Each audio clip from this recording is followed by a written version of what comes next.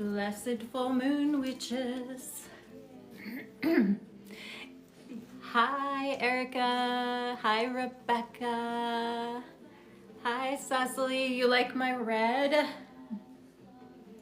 I'm going to be selling these red hats on my website, but isn't it perfect for this time of year and for Valentine's Day? Yes. I want to see, hi Margie. I want to see all my witches posting themselves in red hats.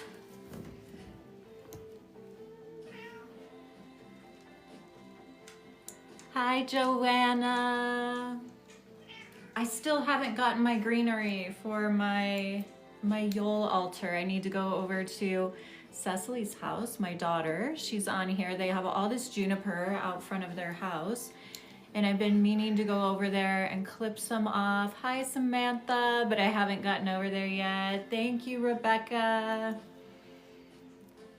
Because I'm on an inward journey. And as my family says, it's an in-the-house journey. I don't want to leave my house right now. You don't have red, but you have green. Well, post yourself in the green, Margie. I want to see it. Hi, Evie. Hi, Elaine. Oh, I'm so happy to see all these familiar faces or names. How's everybody's full moon feeling? Thank you for saying my altar looks beautiful. This is La Befana. I have a blog going out about La Befana this week. Thank you, Elaine. So La Befana is actually the Christmas witch in Italy. So she's one of my favorites. I'm gonna try to convince my grandchildren, whenever one day comes that I have grandchildren, to call me La Befana because I love La Befana. She's the Italian Christmas witch. If you want to learn more about her, sign up for my email list or go check my blog this week. I believe that blog goes out tomorrow. Just sharing about La Befana. Hi, Dana. Thank you for the roses. Hi, Samantha. Blessed be. Hi, Tea and Toadstools.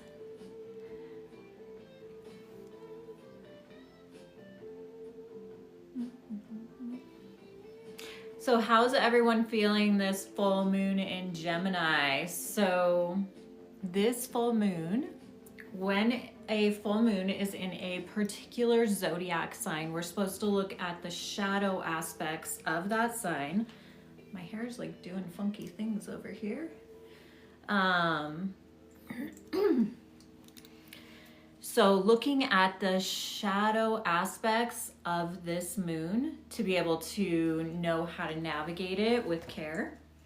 And it's the last full moon of the year, you guys. So when we have the last full moon of a calendar year, right? So I've been feeling into this morning. This is the duality and the surface level probably stuff of Gemini coming up for me. But it's like in my head, I woke up thinking this morning, like Samhain is the witch's new year, right? And that's when the veil is the thinnest, right? Except for November 16th when we come to Hecate's night. And that's supposed to be when the veil's the actual thinnest. And then we come to winter solstice and it's like, oh, winter solstice right before the sun re-begins his journey of light. That's when the veil's the thinnest. And then we have this whole New Year's thing, right? So the witch's New Year is Samhain. The calendar New Year is January 1st. And yet I know a lot of us feel, we don't feel in our bodies the New Year until Ostara, spring equinox. So I've been thinking about all of this duality. Sorry, you guys, I've been a little congested. Hi, Max Joy. Thank you for being here. And so thinking about all this duality, and then I come back to this wisdom. You know what? There are so many fake accounts. You guys, please know that I'm not going to ever DM you. There's nothing I can do about the fake accounts. Like, literally, I've tried. I've sent TikTok my driver's license, like got jumped through all these hoops, and they just don't do anything. So please know that I will never DM you for readings. I will not. So if you want to communicate with me, the best way to do that is to join my coven, because my coven has a WhatsApp group. I only allow people in that group that belong to the virtual coven, and I'm in there and share more openly and one-on-one through the WhatsApp group with my coven sisters. So anyway, back to what I was talking about, the duality of this time of year and my body's wisdom. And so I think that's the bigger message for this full moon, is to tune in to our body's wisdom. I'm gonna get a drink.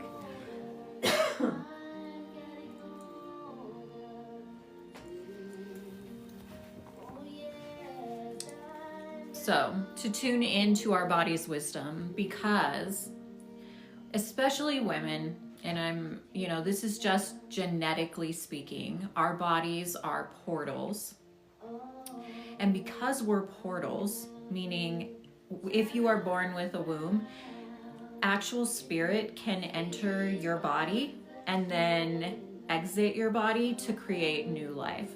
So with that being said, our bodies, and even if you've had a hysterectomy, you still have that energetic portal. So we have this ability to feel into when these shifts are happening. Now, across the board, all humans, doesn't matter what gender you identify with, we all have masculine and feminine within us.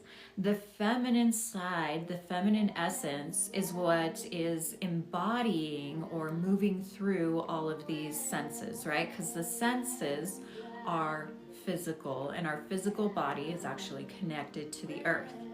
So we have these senses, the 5 senses, and others like our clairsentience and clairaudience. And if we're up in the head, right, so the Gemini full moon's coming in to clear out the surface level stuff so we can go deeper into our body to feel these ebbs and flows, to feel the movements, to feel the truth. And the reason women have this ability to feel truth more potently than someone that was born with male body parts is because our body, when you're born with a womb, your body is a portal. And so you can feel when spirit is entering and exiting the body. And you can create new life with that womb. And I believe that's why mostly women are attributed to being witches, even though you can be any gender to be a witch, honestly. Like, doesn't matter what gender you identify as, man, women. I specifically work with women because that's my service to the goddess. But as women, we are feeling these seasons. So what I came to when I was thinking about this is, for me as a witch, I don't, at Imbolc, I don't feel, Imbolc is when we are supposed to have the beginning of spring, right? I don't feel Imbolc at spring. I don't feel spring at Imbolc. I feel winter. I feel spring and the new year at Ostara. So for me, I'm gonna live my life according to that wisdom. And so right now, because I'm feeling this inward journey, like, even though solstice, the sun is reborn, the sun stands still for 3 days there. 3 days at its lowest point in the sky, giving us 3 longest nights and 3 shortest days. And so with this full moon here, it is like pulling us inward, inward, inward. And and I see people are asking about, what if you're a Sagittarius? It doesn't matter. We all actually have all of the zodiac signs playing a role in our life. Even if your sun sign is not Gemini, the full moon in a certain zodiac sign will affect everyone across the board. So, of course, if we have a sun, moon, or rising in Gemini, we're going to experience the full moon a little more than others. And at Gemini, full moon, our brain is just going to want to go 100 miles an hour. Like, we're going to want to keep it surface level, keep it moving. You know, I have a mom with a Gemini moon, and that was one of her, like, I feel like it was her mantra. She probably wouldn't have said that, but she was always like, keep it moving, keep it moving. Like, we just have to go, go, go.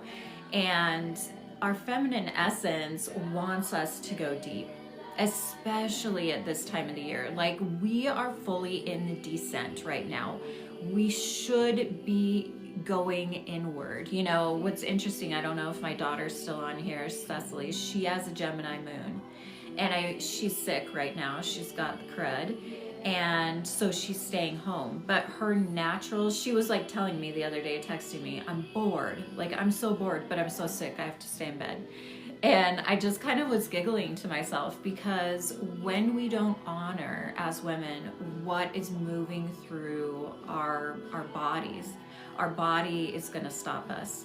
And what that can look like is you getting sick so that you will slow down and go inward, because that's the journey we're taking right now. We're going into the depths.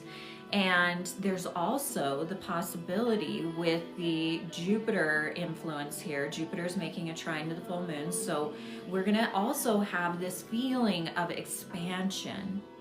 So that feeling of expansion can come in as, you know, different blessings, different ideas, possibilities. And that will be what births after this solstice. It's not necessarily for you to be running after these right now. We are going down into the earth, into the dirt, because that's where the seeds are germinating. So the shadow that's being exposed here, thank you guys for the gifts, the shadow that's being exposed here is our desire to keep it surface level, our desire to keep it going. Because as women, and even if you resonate with being another gender, if you are, you know, really in your feminine essence, you're going to be being pulled inward energetically right now. And we resist it. You know, I know a lot of my life, I resisted my body's wisdom because I was raised in a home where we just had to keep it going. Like, I always think of my mom, like, snapping her fingers, going, keep it going, keep it going, keep it going. Like, and we need to slow down. You know, the sadness and the grief and the journey of exploring what's hidden in our family lineage, what's hidden in our society. Going deep like that is where we root ourselves and allows for our dreams, our hopes, and our wishes to blossom with that much more vigor and that much more strength. And by rooting in during this time, during the next growth season, you're going to grow bigger and brighter, and more is going to come forth. Now, Jupiter's kind of letting us know, it's giving us little clues of what will blossom next year. My poor puppy is laying here and her tummy is just going crazy. I don't know if you guys can hear it on the camera, but I feel so bad for her. Anyway, so you could be feeling a lot of like brain activity right now. And so meditation right now, grounding meditation is so, so important to acknowledge this like clutter and this like, I want to go do all the things. I want to shop it. I want to go Christmas shopping for everything or Yule shopping for everything. And it's like, slow down and take some time to tune into your body. Because there also can be a lot of illusion being exposed right now because we have Neptune squaring this full moon. So Neptune can take us to the depths. It can take us to those concepts and ideas of God. It can, Neptune can bring a lot of blessings, but in shadow, when it's squaring a planet, it can bring illusion. And so I've been looking into that, or feeling into that, I should say myself, because there's all this talk about TikTok going away, right, on the 19th, and everything logical says that that might be a possibility. And I keep asking myself, because everybody's like, you need to get ready, you need to get your ducks in a row, plan for this, especially someone like me who is, you know, a lot of my work in the world is online and on TikTok specifically, and I don't put as much attention to the other platforms as I do here, because I love TikTok and I love you guys. So, you know, that said, you probably should go follow me on those other platforms, you know, the one with the camera and the one with an F and a B. I am not on the one with an F and a B a lot, but please go follow me on the camera one. I am there more often. But really, everything in me, my body is saying, don't worry about this. My body is saying, this isn't going to be a problem. Now, is that because I don't need to worry about it right now? Maybe because worry really does us no good. What is worrying about it right now going to do other than send me into a tailspin, and when I am supposed to be going inward, right? Going on this journey to the depths so I can root, so that I can expand myself even more next year. So while I'm seeing all these posts and, you know, I'm paying attention to what it is, I'm noticing it, but I'm also noticing my body's not reacting. So if anything is going to happen, I believe I will be made known closer to that event. And so I'm not feeling it in my body right now. I was just messaging. I don't know if you guys follow Stella, Witch of the Moon. She is one of my dearest sisters. She's like my twin soul. And I was telling her, because she was telling me I need to get one of these, I forget what you call it, accounts, so you can still have TikTok if that happens. And I was telling her, you know, exactly what I'm telling you guys. I was messaging her about that this morning, and I was like, you know, I just don't feel it. And then, you know, she's like, you know what? I don't feel it either. So we're like, then why are we even talking about this? You know, and I guess it's important to know what's going on in the world. But if we do need to worry about it, I will let you know when it gets closer. But just in case, go follow me on all those other platforms. I do have the platform with the Y and the T, but I am literally on there maybe once a month. So I really need to get better about that and start offering some free classes on there. So you could follow me there as well. But as far as this full moon goes, I am finding it very important for us to go inward, meaning you need to take some time to meditate, some time sitting at your altar if you have an altar. You know, our altar, Marjorie, will you put the other platforms that I'm on, or Rebecca, I believe one of you guys, both of you are on here, other platforms that I'm on without directly writing the names of them? Maybe the camera app and the FB app and the YT app. I'm just abbreviating because Stella told me I'm not supposed to be saying those, and my daughter told me that too, I think. So, and just letting you guys know, like, I love TikTok. I want to be here. I want to be here with you. I feel so uncensored here and have met so much of my amazing community here. I'm truly thankful for that. And if you guys, I seen someone say the hats are out. I will have more. I'm waiting for them to arrive. They're supposed to be arriving this week. They were stuck in customs, Stella told me, so they should be here. And as soon as you guys order anything, I will send it the next day, especially this close to the holidays. So I also, I think the red is going to be great for Valentine's Day. So I would just love to have all these witches across TikTok. Kelly, you should totally join the coven if you like communicating, like, well, even if you don't like communicating. So if you join the coven app, or the coven, it's a membership, it's $22 a month.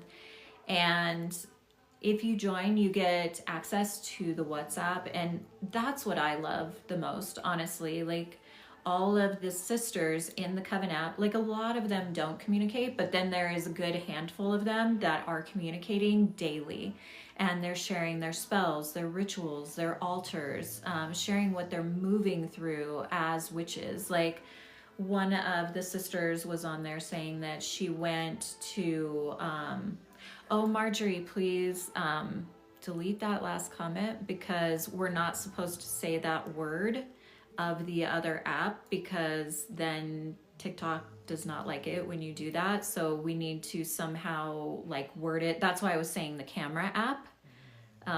So if you can put it as the camera app, and hopefully everyone will figure out what that means.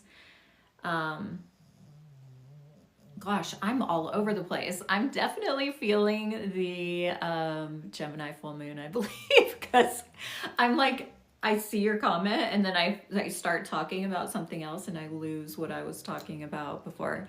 Yeah, so you also, with the coven, you don't just get the WhatsApp, you get to join all the live Zoom gatherings on the Sabbats with me and do a spell together, ritual together, do some meditation. And then you get access to a library of classes. And every full moon and new moon, I do a written report on the full moon and the new moon and offer you rituals and spells to do for that full and new moon. So I really love that offering. I feel like it's really beautiful. You can cancel at any time and you still have access forever to the WhatsApp group, because once you are a coven sister, you're always a coven sister, even if you aren't per se like joining the part of the membership. So hopefully that makes sense. What else were we talking about? What else do you guys want to chat about today?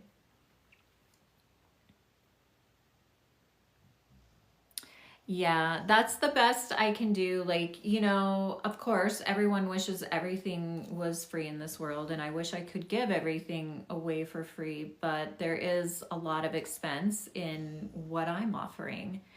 And so, yeah. And I also believe in equal energy exchange. So my offerings do cost something. And I've spent years giving stuff away and had to learn that there is energy exchange. So how can I reignite myself to become productive and not so down? So right now, I believe that if you are trying to be productive during this time of year, it might be difficult. Wait until at least after winter solstice to start trying to be more productive, because you may be feeling it.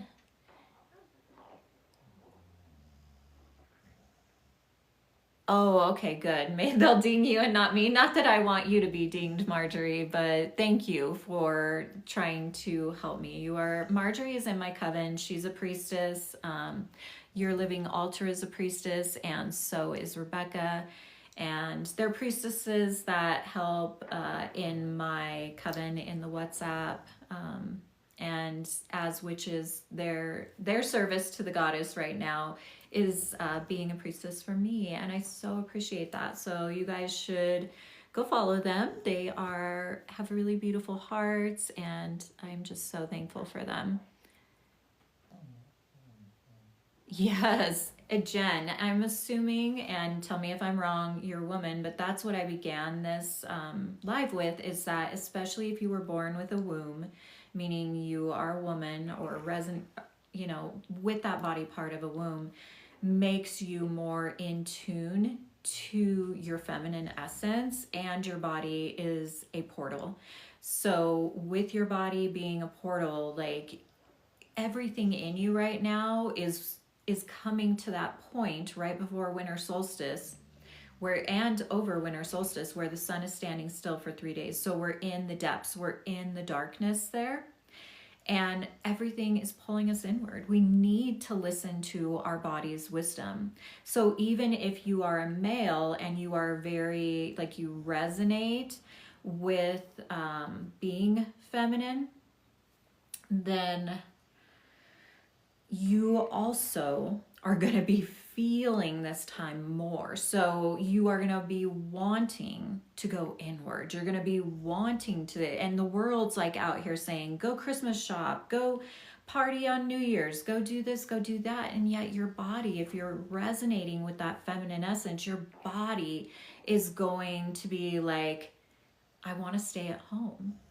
I want to go inward. And a lot of times if you are resonating feminine, but you're not listening, I was talking about this as well, the way your body will get your attention is to get you sick. It's gonna be like, all right, if what we need to do, our immune system's gonna lower and we're gonna get sick and we're gonna stay home. You're not feeling the holidays, Rebecca? I'm not feeling them either. To be completely honest, like, I'm not. I actually felt most holiday-ish when I put on my red outfit this morning and my red hat. And I was like, I feel like Yule today. I feel like Yuletide. And I think I'm going to wear this to our Yule Zoom gathering because I'm just like, I don't know, color really, all of us experience color differently. So I teach, I don't like leaving my house either. I am like I'm always a hermit witch or house witch, but like this past week, I've literally been telling my daughters when they want to go shopping or have me come over for dinner, I'm like, nope, I'm house witch this week. I'm on an inward journey is what I tell them. And they're like, you're in an in the house journey. So I feel it. If you're feeling it, I know that I'm with you. But maybe put on some red and it'll at least allow you to feel into the season. Because even though you're inward, like, I believe, the reason we aren't feeling the holidays is because the way the holidays are celebrated, because the pagan conversion of Europe, we see the holidays as a time to be a consumer, a time to be shopping and partying. When in the ancient times, and if you are a witch, you're going to be feeling those pagan instincts, like to follow that wheel of the year. And what the wheel of the year, if you're in the northern hemisphere, is telling you to do is to stay home, is to tell ghost stories, ghost stories, like tell the stories of the spirits, because from Samhain to winter solstice, the veil is so thin. The portal opens at Samhain and it stays open until the third night the sun stands still on winter solstice. Now, the day before winter solstice, and this is when my coven is gathering this year, on the Zoom, is on Mother Night. And the reason why I'm doing that, and most people don't even know what Mother Night is. A lot of pagan witches don't know about Mother Night, but Mother Night is the night where, so if you were pagan, you believed that the mother actually labored that day before winter solstice. And then on winter solstice, when the light is reborn, the child is born. And so that laboring is actually the night and day before winter solstice and over those 3 days, actually. I know it's considered just 24 hours before the winter solstice, but if you believe the sun stands still for 3 days, she probably doesn't give birth until the third day. So this is where my Gemini, full moon, wisdom is coming through, where I'm seeing both sides. Like, we celebrate Mother Night 24 hours before, the one solid night before the solstice. So the solstice is actually Saturday in the northern hemisphere. So Friday and Friday night is Mother Night. And they used to spend the night baking bread, tending to the mothers that were in labor. So what that looks like metaphorically is us going inward and laboring with our shadow. It's calling the ancestors in. So this day is very similar actually to Samhain if you're following it by how your body is experiencing what is happening. So the reason I actually made my Zoom gathering on Mother Night rather than on solstice is because very few witches are actually celebrating or honoring, and I shouldn't say celebrating, I should say honoring Mother Night. And Mother Night is a potent night to be tuning in to the shadows that have been arising. You know, since Samhain until now, we've had Mercury retrograde, Mars retrograde, Pluto went into Aquarius. There's been a lot of energetic shifts. And so to labor with what's coming up, you know, that would be similar emotions to what a mother would be experiencing if she were giving birth. And that is usually before we go into labor, there is this like, oh my goddess, I can't do this. Like, I can't do this. I'm scared. And so that's what you're looking at. Where in you, what part of you, and where was that birthed from made you scared, made you not trust your body? You know, what is it that you're afraid to do? And I'm not saying go run and jump and do it right now. I'm saying explore that on Mother Night. Explore your body, you know, the fears that your body is bringing up. But also during that time when she's laboring, between the contractions, it's like, oh my gosh, I'm actually bringing new life into the world. And Jupiter's helping us with that right now with this full moon. So it's like we have all these tense aspects, but then we have this trine to Jupiter, which is giving us the vision, the people to envision what will be in this next coming year. So, people are asking, what can we expect in early 2025? I expect a lot of what we think is going to happen is not going to happen. And that is what the wisdom of this full moon is telling me, is to let everyone know to tune into their body. Because you're going to learn some big lessons right now. Your body is telling you truth, while the veils of illusion are spiraling about us. So tune in, journal down what your body's telling you is going to happen, and then journal down what the world is telling you is going to happen. Because I am betting that what our bodies is telling us is the truth. And what the world, the fear mongering that is happening, like that's connected to Gemini shadow, is fear mongering. So, stop the fear mongering. Tune into your body. How do you tune into your body? Is you ask your body, what is going to happen? Is TikTok going to be banned? Am I going to lose my job? Am I going to get this new job? And notice where you feel it in your body. Because when something is off, for me, I will feel it in my heart and in my belly. When there's something moving like more spiritually for me, a lot of times I feel that in my womb. That's a very rare feeling I get, but I feel almost like butterflies in my womb rather than butterflies in my upper belly. So the butterflies in the upper belly for me are more nervousness, like, oh, something's off. That would be a gut feeling for me. Now, I can't tell you what those feelings are going to be for you. I can only tell you how I experience them.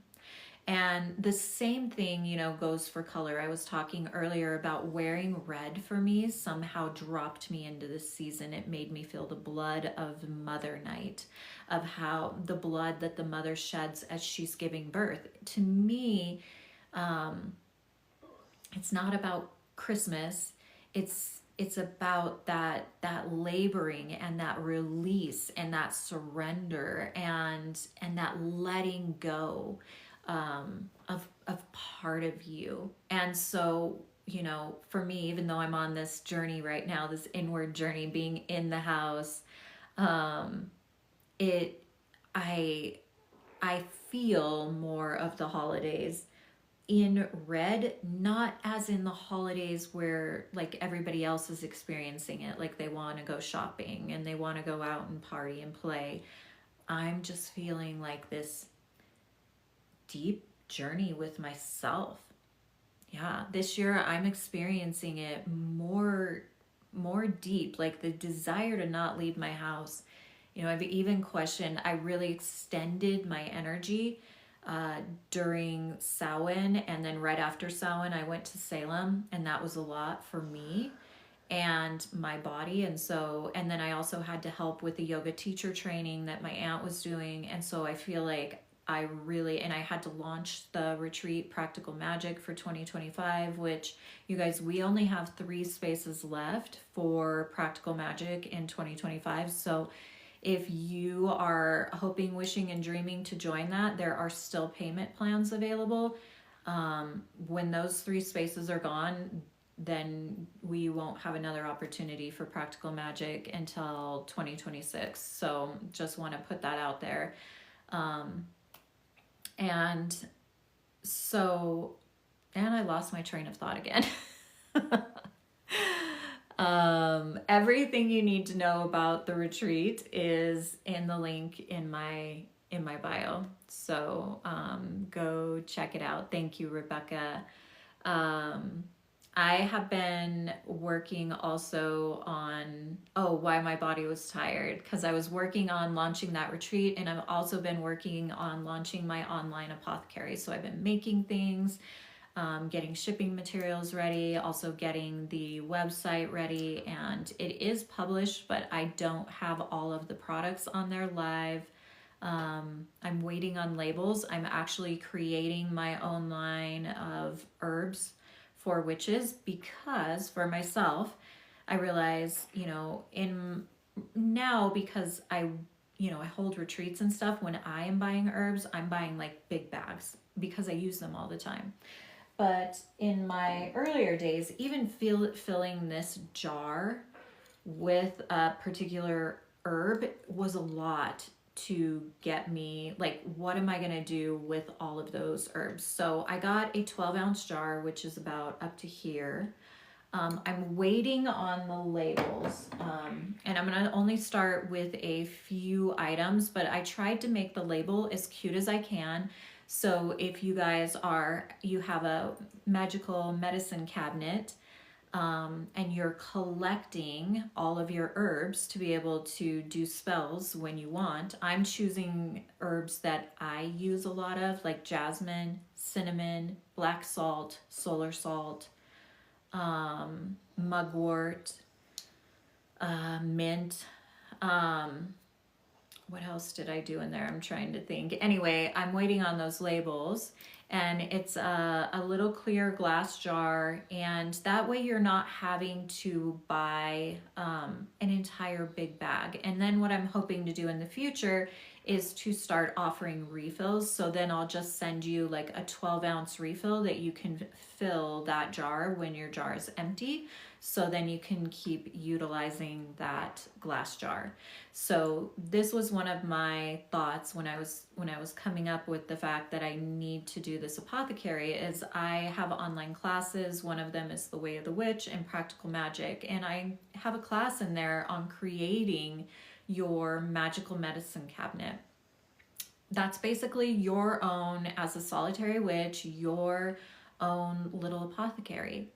And I realized that when I'm telling witches who are in those classes to buy all these things, it could be thousands of dollars if they tried to like buy bags of every herb that I tell them to buy. And I was looking out there and I was like, there really is nothing for witches other than tiny little bottles that are this big of herbs. And I'm like, the tiny little bottles aren't enough, but even a bag, even this much, is too much. So anyway, everything is not live because I'm having to wait for the printing, and those should be here this week. So keep checking in weekly to my website to see what I have. I do have some witches jewelry up right now. I I have a druid's necklace. I have the cutest little moon necklace that has the Celtic knot in it. I have a pentacle necklace, which is highly protective. And witch hats, I just have a few on there right now. But this week that should be updated with more witch hats. So just keep checking in on that.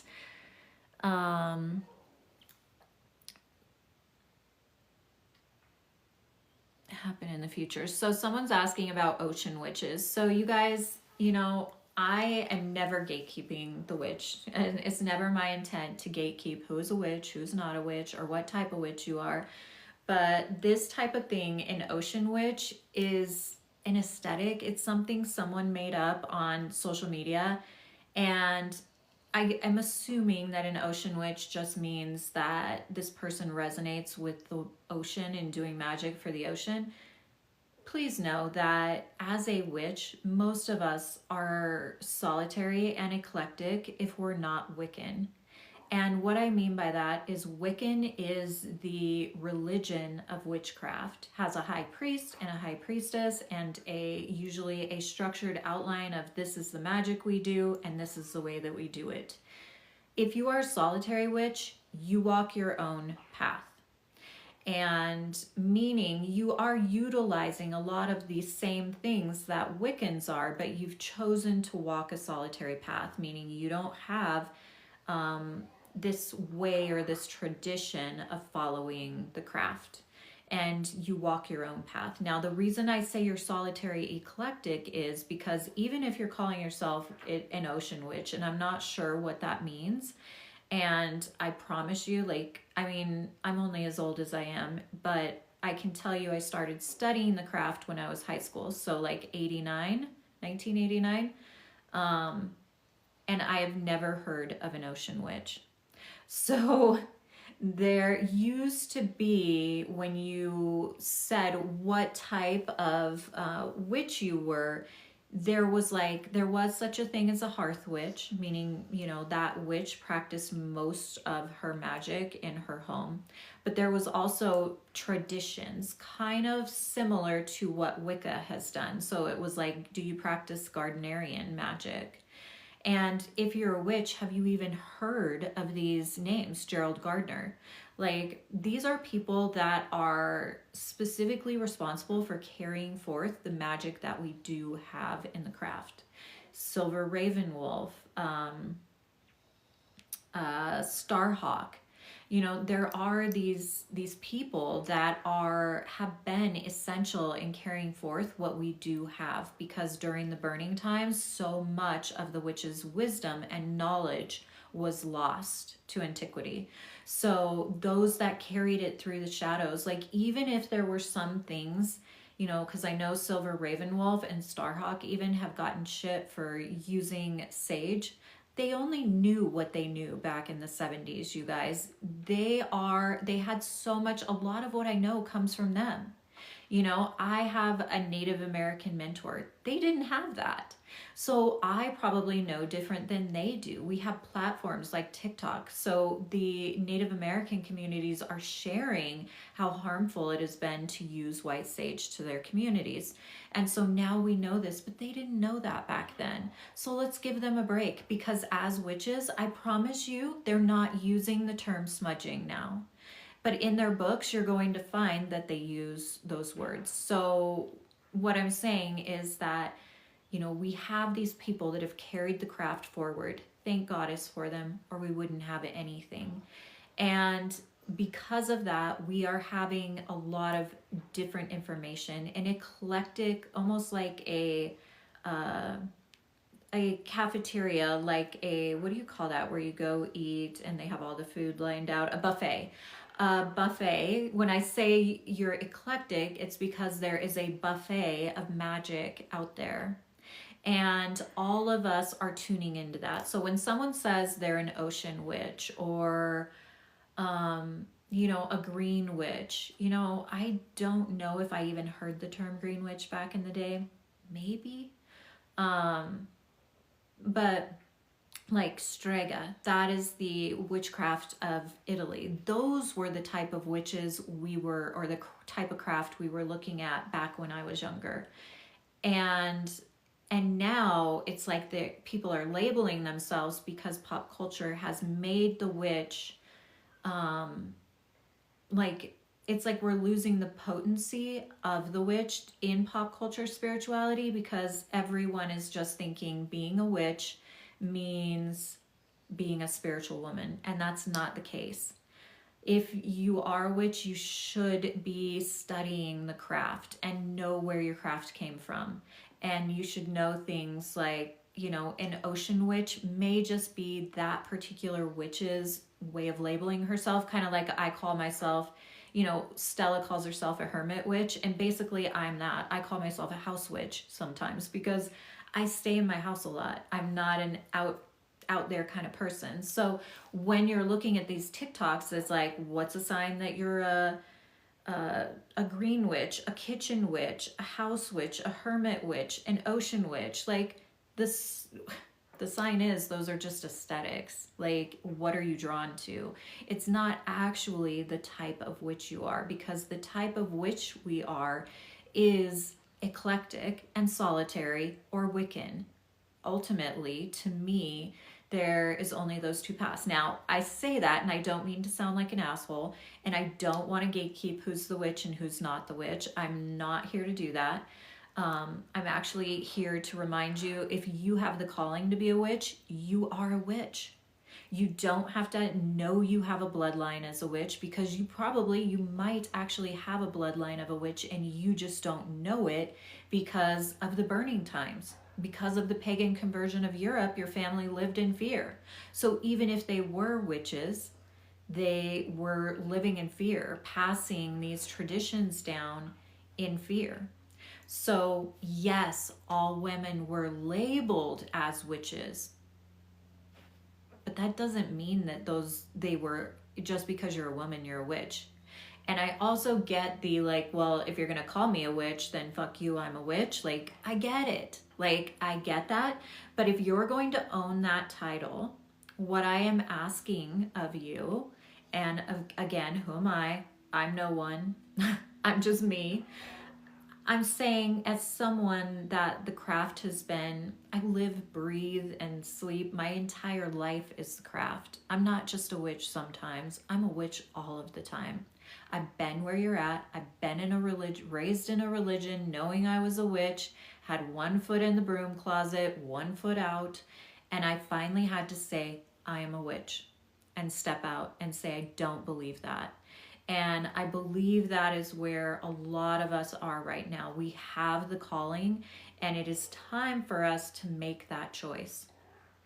But if you're making that choice, please don't make it just bits and pieces of your life. Being a witch is a way of life. It encompasses all aspects of your life. And yes, it's going to be hard to share with your family that I now believe this and I used to believe that, and I actually never believed that. I just did it because I thought that's what I was supposed to do. It's okay to be there. It's okay to be that. And that is healing the witch wound, because there are a lot of women that were burned in past lives as witches, or being accused of being witches, that were not witches. I believe those women that were burned, Christian women that were burned as witches, are coming back in this life and saying, I am a witch. And they're going to live this life as a witch. That doesn't mean they were a witch in a past life. It means they got burned being accused of being a witch. So being accused of being a witch and actually being a witch are two different things. So yes, they did burn women, and they probably burned a few witches, but not a lot. And do you want to know why they didn't burn a lot of witches? Because the witches knew how to protect themselves. The witches knew how to hide. The witches knew how to cloak themselves. And so I do believe a lot of those women that were just Christian women being unjustly accused, and I'm not going to say that they were not guilty, because there was nothing to be guilty of. Like, there's nothing to be guilty of. Like, the burning times actually created the baneful witch. The oppression of women that was before the burning times created the baneful witch. So, you know, there are things that are getting left out through pop culture spirituality of the witch, where all these women are rising and saying, I'm a witch. And I'm like, yay, you're a witch. Now tell me what it means to be a witch, because it's far more than putting a crystal in your bra and reading some tarot cards every now and then. It is a way of life. Do you know what the Sabbats are? Are you honoring the Sabbats? Do you realize that you are part of the earth? Have you tuned in to all of the elements of the earth? Because yes, your body is a portal. It's a magnet. It is meant to create. And you will create what pop culture is calling manifest. That's what spells were. It was creating. And you can do that just because of who you are. However, it's not going to come through as magical and potent as you want it to, as if you were connected to the elements. Now, how many of you shopping at the crystal stores are actually know what the pentacle represents? How many of you have tuned in? Maybe you know what the pentacle represents, earth, air, fire, water, and spirit, but have you tuned into those elements? Have you spent any time connecting to them? Because most of us are solitary and we're not in Wicca. Wicca's probably looking at the solitary witches and cringing because there is no structure and we're losing the potency. And so that's part of my magic, part of my message in the world, is that the solitary witches need to have authenticity and integrity. You need to connect to those elements, because what you are creating with is the elements. You know, when I was in my training, which was self-training, and a lot of us are going to be doing self-training, you guys. When I was learning to be a witch, I just had the books in the library and the card catalog.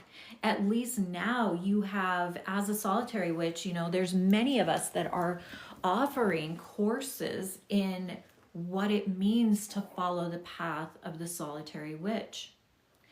And that's part of what I'm sharing with you right now. When I was in my training, I had to spend 28 days, and I didn't have to, I just did this on my own, 28 days of daily honoring one of the elements, so that I could fully say, when I call that fire, even though I have a little fear around the fire, I have great respect and I can connect to that fire. I feel the fire in me. I can put my hand out and know that I can tune into the heat and the possibility of transformation of that fire. And even without the flame under my hand, I can pull the element of fire into my spell. So, you know, we often see witches doing these movements with their hands. Witches are weavers of magic. But have you ever asked yourself what you're weaving? You're weaving with the elements. But have you connected to those elements? Because you have to connect to them in this day and age, because we don't live like our pagan ancestors live. So our pagan ancestors didn't have modern day houses with air conditioning and heat and carpet and all of the things. They made their own brooms. They built fires connecting to the fire. You know, they were connecting to all of the elements because of the way of life. We are in our modern day world and completely disconnected from the fact that we are the earth, that we are nature. And that is why you need to, if you're going to call yourself a witch and practice the path of the witch, is to connect with those elements. Because I promise you, unless you're living in a tent with your family, and I know people have done that, you are not connected to the earth in the way that our ancestors were connected. You're not connected to the air in the way our ancestors were. You're not connected to the fire, because most of us turn on our stove to connect to the fire and make a simmer pot, whereas simmer pot was made over a fire. Back in the old days, their stove was lit by an actual fire, not something they turned a knob to turn on. So I'm not saying we can't bring the magic into the mundane world or into the modern world. I say we absolutely can bring the magic into our modern and mundane world. However, you first have to connect with the element, because as witches, we're not connecting with technology to make shit happen. We are weaving with the elements. And this is, what I teach witches to do in my course, The Way of the Witch, is I teach you these things step by step, because most solitary witches are seeing spells on TikTok and being like, I want to be a witch. I have the calling to be a witch. And they buy a few crystals and do a few spells and call themselves witches. And I'm not bashing you for that. But what I am saying is, please take the time to learn, to go deeper, because this is a sacred path.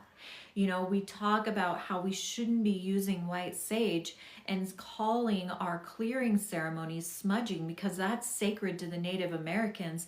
The path of the witch is every bit as sacred to me as the path of smudging is to the Native Americans. So when I say, please honor the path by taking the time to study it, to know, your path is your own. I'm not here to tell you how to practice or how not to practice your craft. However, I am here to help you create a solid foundation so we can carry forth the wisdom that our ancestors brought through the shadows, because it took them a lot to continue this message and this wisdom, because you could have been killed for it. So, we're very lucky to have the witch's wisdom that we do have. And even if you're a solitary witch like me who chooses not to be a part of Wicca, you still need to have an awful lot of respect for Wicca. Because of Wicca, we are where we are at today. I can tell you every book I've ever read is probably from somebody who has their wisdom rooted in Wicca. The people in the 50s, the witches in the 50s that fought to have witchcraft seen as a religion, even though I don't want religion on this planet, I get why they were doing it, and I respect why they were doing it, and I appreciate them doing it, because by them doing that, they stopped anyone from being able to kill you for being a witch. Now, that's not to say there aren't places on this planet that are still killing people for being witches. In Africa, they are still killing witches. In India, they still kill witches. And the people in Africa and India will argue with you and tell you the witches are different there. People tell me on my feed all the time, they message me, you're a good witch, you don't know about the dark evil witches in Africa, you don't know about the black witches in India. And I'm like, yes, I do. There are baneful witches everywhere, but I promise you those witches are just being accused of doing those things, just like we were accused back during the burning times. So I know I went on a tangent there, but I feel this is important information as the rise of the witch continues to move forward in our modern day. It's important as witches that we have this information, so that if we are drawn to the craft and we've been doing the buying crystals and tarot cards, that we don't just stop there. If you are a witch, and you have friends that are witches, share with them the message that I'm sharing, because it's so important that we don't lose the potency of the witch's magic, because I believe moving forward in the age of Aquarius, eventually all religion is going to fall. And so those who are like, I'm a Christian witch, I love you, I've been you, I was raised in a church, but I also know that you can say there's Christian witchcraft all you want.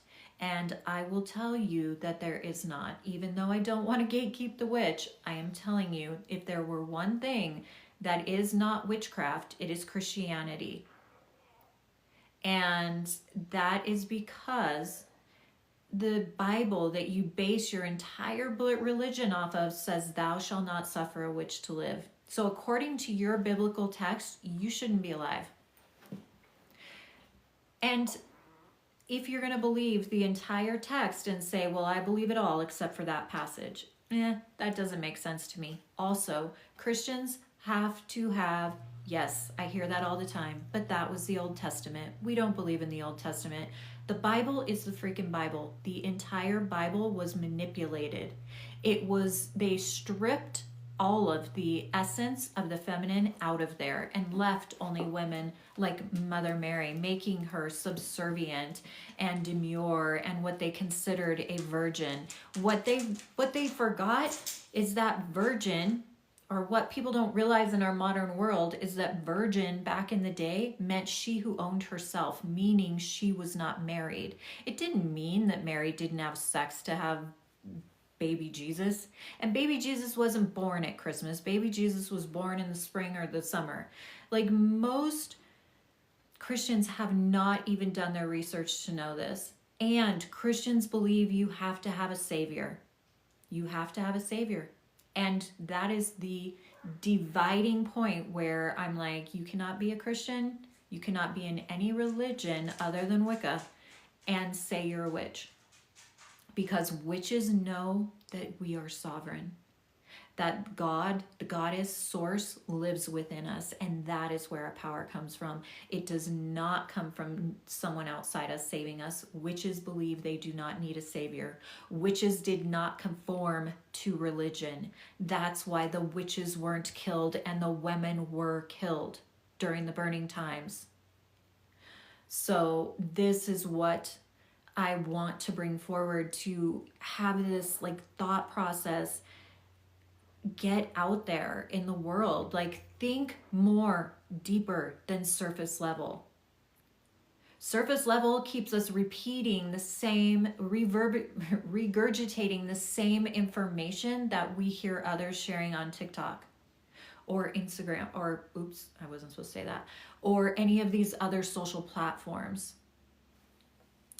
So if you guys haven't been hearting my live, please heart my live. I'm on this tangent, like talking, being a witch is so sacred to me. When I get on these topics, I just go, because spirit is moving through me. I believe I came here to share a message. I am a channel, and when spirit is moving through me, I just start going, and I don't stop. And I believe that this message is so potent right now for humankind, and we need to help this midwife this age of Aquarius in by getting clear on who the witch is, because as we move into this age of technology, there is the potential to completely lose the ground beneath us in which we need to anchor. So the most powerful our technology will come from this most rooted, grounded place. So, the technology they're using is coming from a freaking clear quartz. I'm looking around for a clear quartz. Clear quartz is like I have one behind my book of shadows here. It is in our watches. It is in our computers. It moves faster than the speed of light. And it comes from the freaking earth, in the dirt. So I want you to think about that when you're thinking about the age of Aquarius, because the more ungrounded we are, the more shadow we are going to experience during this day and age. When we came here, I believe we all came here. If you are on this live, you are called to the craft. And we all came here to be the bridge, to be the pallbearers of the age, or the age of Pisces, and to be the midwives of the age of Aquarius.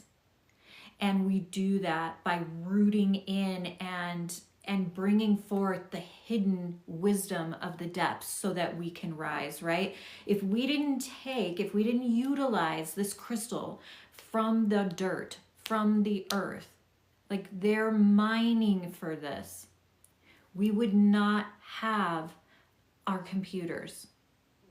We would not have a watch to keep time.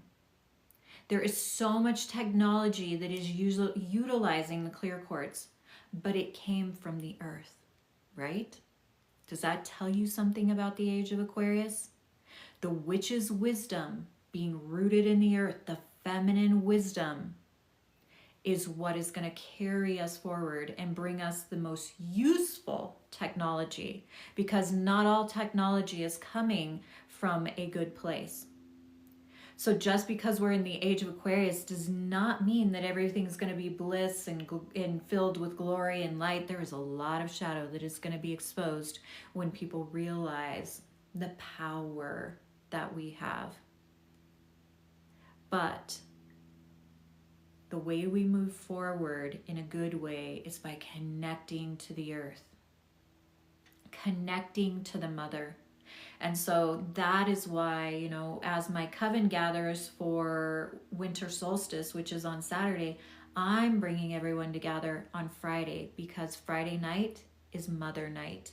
And that is what has been hidden in the darkness, is that period of laboring, of tuning into the earth, of being in that inward journey, of shedding of the blood. It all happens on Mother Night. When you surrender, when you release, when you let go, it's not easy. It's not always just about looking at what happened to you, what other people did to you. It's what you did because of what people did to you. And you're having to get real with all of that shadow from your past and feel it, and then move it and release it so you can replace it with something better and brighter. And that's this full moon right now is inviting you to go to the depths. Don't keep it moving. Don't. Slow down. Stay in. Sit at your altar. Roll out a yoga mat. Lay out a blanket. Lay on the ground. Feel your body surrender to the earth. Feel your heart expand to the heavens. This is the way you honor the Gemini full moon, because the Gemini full moon is exposing all those Gemini shadows. It's not about the Gemini keep it moving. Not about that. It's about releasing that need to keep it moving and going to the depths. Hi, Tara. Blessed be. Happy Sunday. Happy full moon in Gemini. So people were asking earlier how to honor this full moon. And the way you can do that is by turning inward, is by honoring this entire week, you know, and allowing this journey of the Gemini full moon to take you right into Mother Night. And right into those 3 days starting on Saturday, where the sun stands still. When the sun stands still at its lowest point, it is literally inviting us to go deeper inward. Because it's dark. We are in the old days, in the ancient times, they were only out of the house for a few hours in the afternoon, and that was it. And depending on where you live on this planet in the northern hemisphere, you may only have light from like 9 in the morning until like 4 in the afternoon or 4:30 in the afternoon. And a lot of times this brings depression to people. But it's not, we get stuck when we're calling it depression. If we can realize that these feelings of sadness, these feelings of the depths, there's nothing wrong with it. This is where we root our wisdom from. This is where we mine our clear quartz that actually creates technology. So it's about going inward. It's about letting yourself feel, because you're not only feeling for you, you're not only feeling for yourself in your journey at this time. We're wearing red. We're connected to the blood. We're decorating with red. This is not only about the sacrifice of the animals' blood that was shed during this time of year. It is about our ancestors. And when we return to the earth, when we return and connect to the earth, we connect to our ancestors, because their body goes back to the earth. Like we will one day go back to the earth, our bodies. And our soul will go to the other dimensions of reality. So we are tuning into not only what we are surrendering, what we are releasing, and what we are letting go of, we are returning to everything our ancestors felt. You know, really, each of us spent 5 months in our grandmother's womb. So our creation as a cell began in our own mother's womb when she was being created in her mom's womb at 4 months pregnant.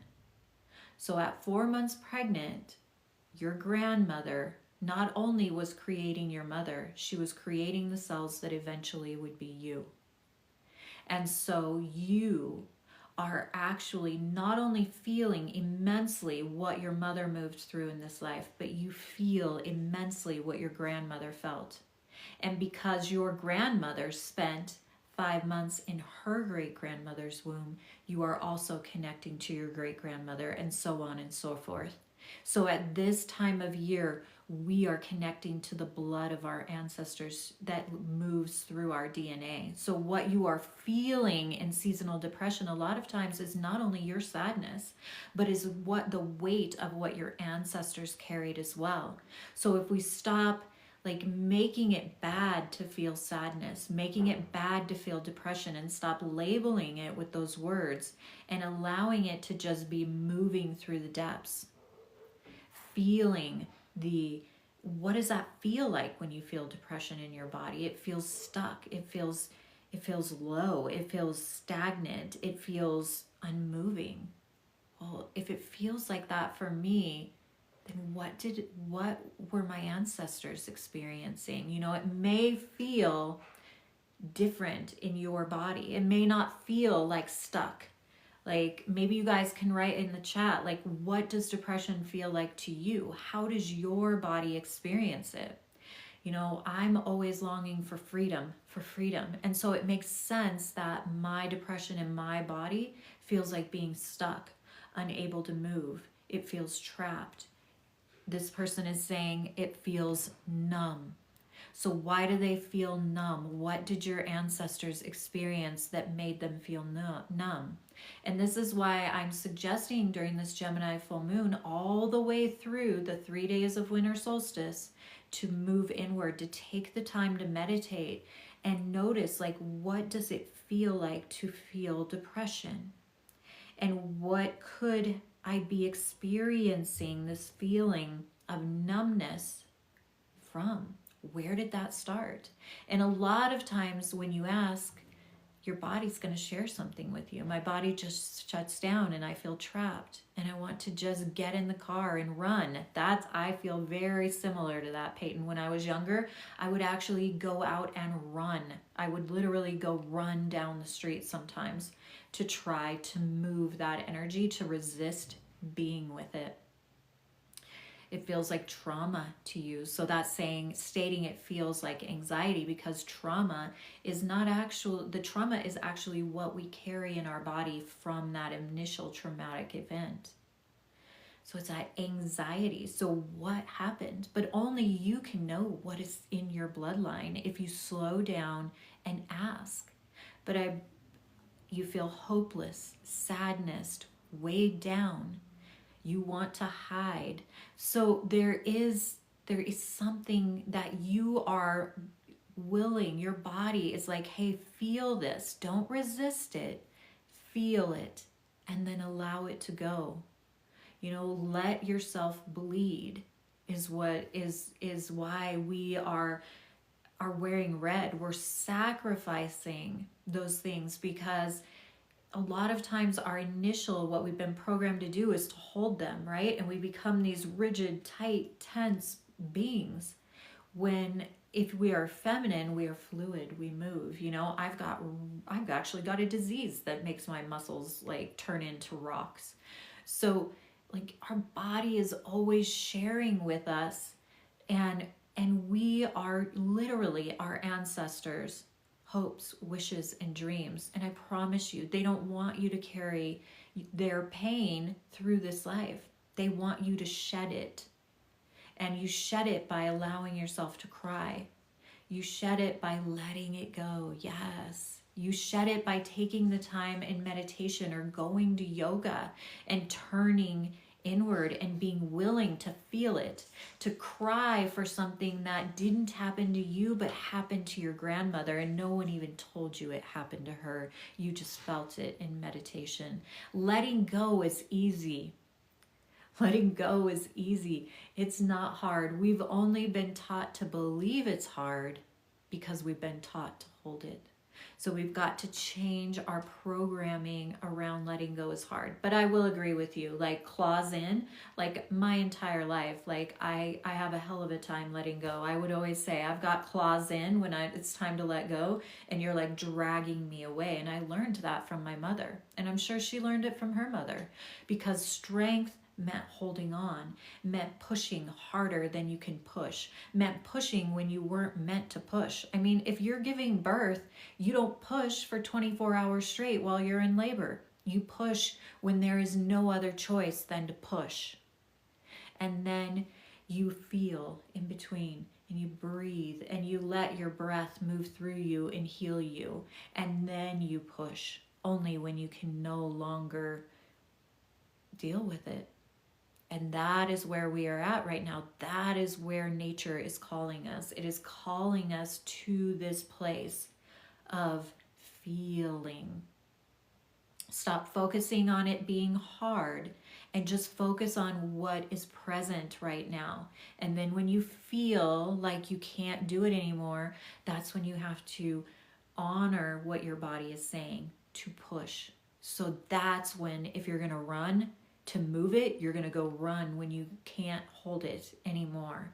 That's when you're going to stomp your feet on the ground and you're going to beat the shit out of a pillow, because doing actions like that literally will move it from your body. You want to scream to actually release your vagus nerve from holding that. A lot of the witch wound is held in the womb. You know, I consider myself a womb priestess. I have done a lot of training around the womb, specifically because I believe the womb healing is connected to the witch wound. And the womb is directly, the vagus nerve goes from this womb space down here all the way up through the throat to the base of your head. And so screaming actually releases you from feeling trapped.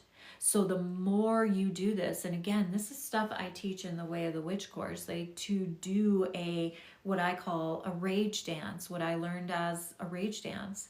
And it's to, make a playlist of music that makes you feel angry, because our anger also, we've been taught to not express anger, to be good girls and boys, and, to just go with the flow and respect our elders. And sometimes our elders are assholes to us. Sometimes we were born from people that were not healthy.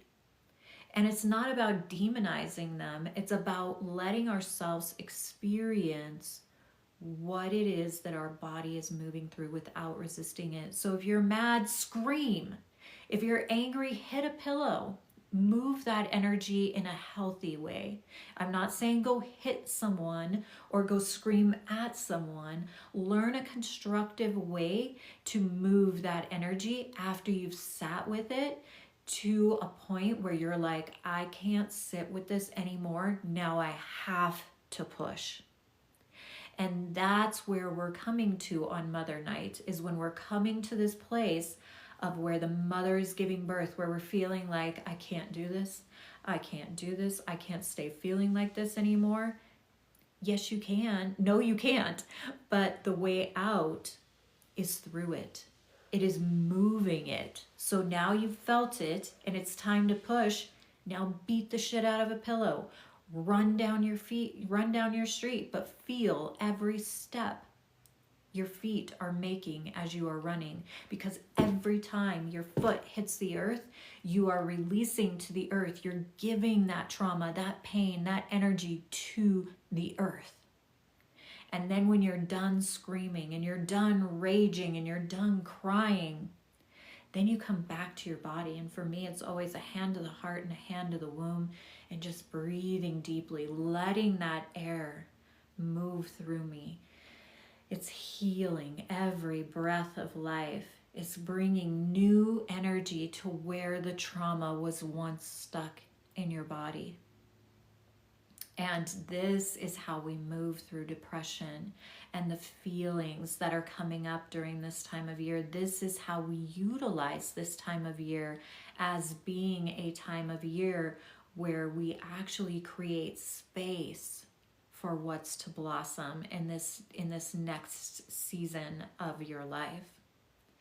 So thank you, Margie, for sharing that. I teach this in my Way of the Witch course and techniques like this because we haven't been taught this, especially as women. We have not been taught this, and we're getting bits and pieces of it on social media, like I'm sharing with you now, bits and pieces of it.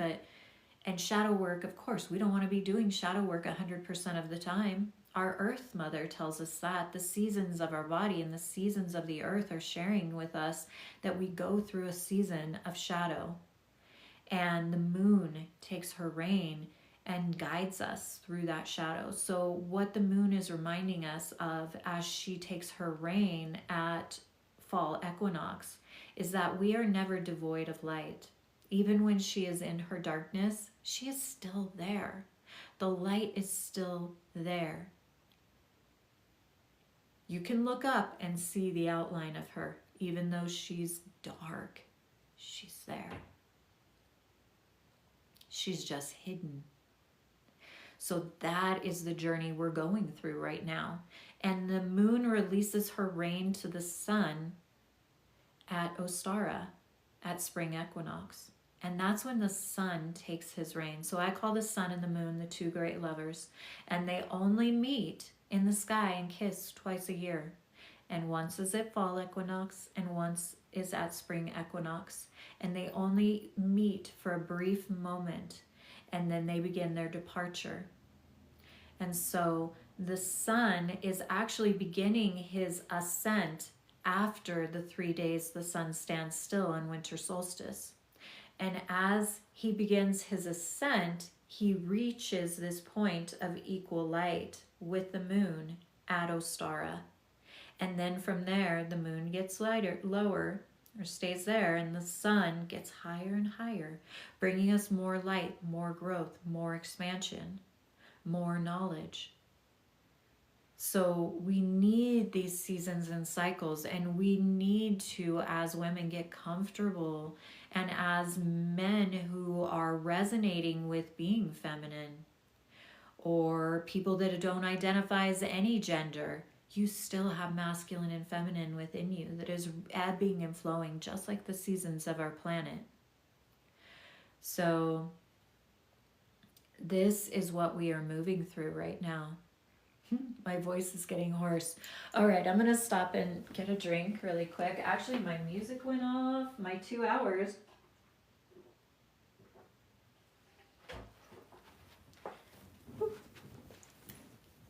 I usually come live on Sunday mornings for 2 hours, and I know my playlist, when it goes off, usually I've been live for about 2 hours. Let's turn some music back on.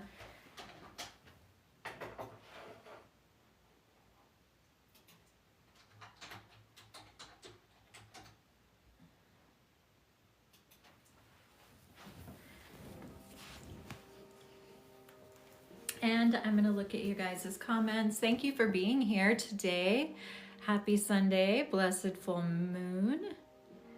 So if you guys have been listening, you probably can tell. I know my coven can, my kids can. When I start channeling, I just start going and the message is just flowing.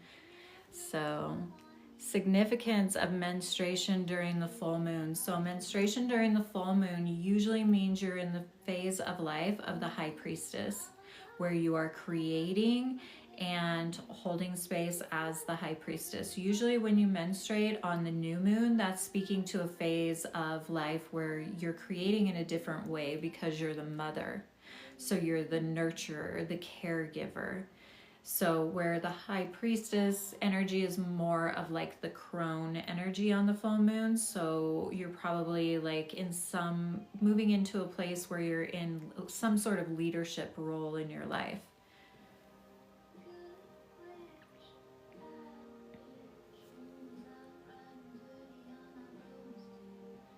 Thank you, Kelly. Blessed be for being here. Summer Raven, I love your names. Witches are not only Wiccan.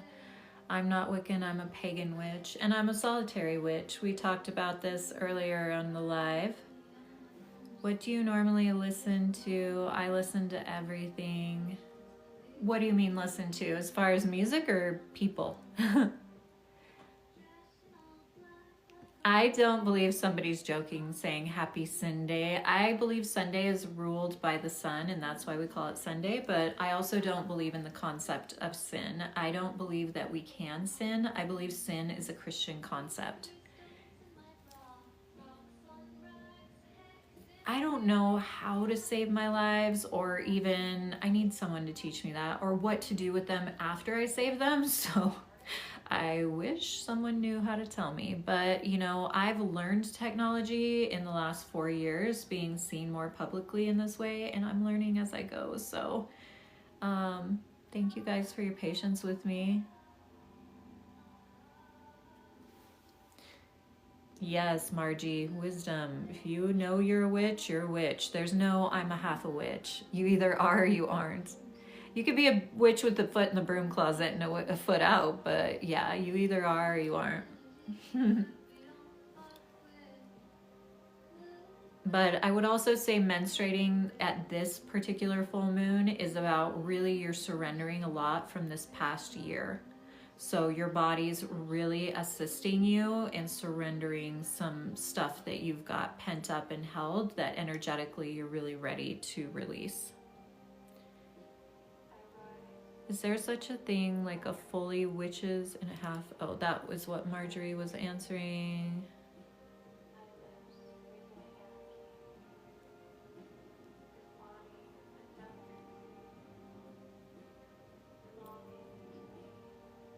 You're taking a shadow work break right now. Yeah, sometimes we have to take a shadow work break, but like I said, taking a shadow work break during this time of year, if you live in the Northern Hemisphere, is almost like moving against what we are supposed to be doing. Everything in us is telling this is the time to do the shadow work. And then in the summer and in the spring, of course, we're always doing little bits and pieces of shadow work, but we're more about growing, expanding, manifesting, moving into the light.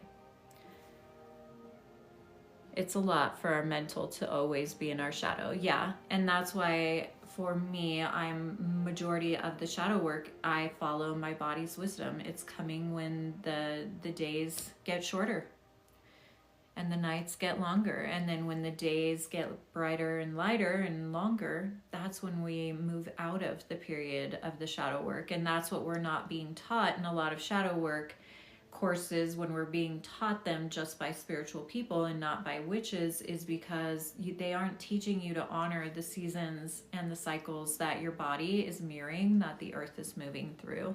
So yes, it's important to take breaks because it's a lot for your mental.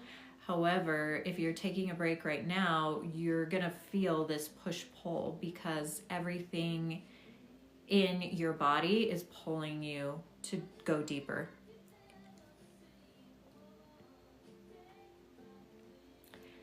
Margie, if you could ever teach me, if you know how to save a life, please share with me. I'd love someone to teach me. So I was wearing my red witch hat the other day when I did a live, I think it was Friday, and I just wasn't feeling it. And I was like, I think the reason why I'm not feeling the red witch hat is because I have to wear red dress, not a black dress. I need a red dress.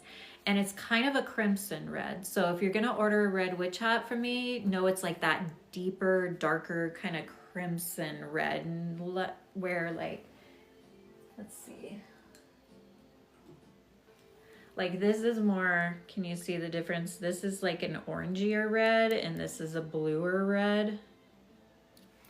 So I would say it's more of a deeper red. And if you order a red witch hat, which I know I only had one on there, so I'll get more this week. But also, you guys, if you follow Stella Witch of the Moon, she has so much great stuff on her online apothecary right now. So go check out at Spirit Space Collective's apothecary, because she's got some badass wands on there right now. So if you want a wand or to gift a wand to somebody for Yule or Christmas, go check her wands out. They're amazing. They're gorgeous. And I know she made a bunch and didn't sell them at a market she went to, so I told her I was gonna let all of you guys know that she has some amazing stuff over there. Go check it out. My apothecary is just being birthed, so I have a few items on there, few necklaces, pentacle. I'm gonna be wearing them when I officially announce it, but anybody who's in my coven or on my lives is hearing about it because I'm just getting rolling with this. So will have witch hats and brooms and spell jars and herbs and tinctures, and I'm so excited, and I'm just starting to get it all up on there, so it's not completely birthed, but I have a link in my bio. Go check it out. Blessed be Miss Sabrina. Thank you for being here. Hi Marcus. Thank you for being here if you're still here. Cat, hello. Thank you for being here. Cat lover. Flopka, thank you for being here. Summer Raven, I love your name. Kelly, thank you for being here. King Minnie, Eclectic Goddess, hi. I've seen you commenting here and there. Blessed be Miss Sabrina, the Neo Witch. I want to find a beautiful blue jar for my wound water. Ooh, that's a thought. That's actually a really good idea. Maybe I'm gonna make a blue. I need to find some blue glass. Yes. Citrine Fox, blessed be. Thank you for being here, sister. I love when Moon Sister 7, hi, blessed be. The hats are a bit heavy, I will say, but I have a tendency to get migraines too, and I do not get a migraine from this hat. Now, I believe I do not get a migraine from this hat because of the shape of the hat. So the witch's hat is actually a symbol of connection and protection, and the connection part is the cone of power. It's the cone shape on the hat, and I believe the cone shape on the hat keeps it from giving like a headache. It is an energy, of course, because it's been designed by a witch. This hat is wool. It has been designed by a witch. And so when you take this hat off, it's almost like you still feel the energy of you're wearing a hat. And I fully am in love with these hats. Like, I truly believe every single one of them carries an energy. They're made by artisan women. And so that is amazing as well. So I feel like the creator, the original designer was Stella from Spirit Space Collective, and then the artisan women, like the whole process of them arriving to you is this beautiful feminine process. And so that cone shape, like we don't wear any other hat that has a cone shape, but that cone shape is actually connecting you beautifully to source, rather than like the top of a normal hat is flat, which kind of blocks your flow of energy, which I believe can give you a headache. So yeah, I am not a hat girl. Like, some girls wear ball caps and stuff, or even the cute boho hats. Like, I do have one Stevie Nicks type hat, and I'll wear it in the summer when I'm in the sun, but I can't wear it too long. Where the witch hat, I can wear all day long.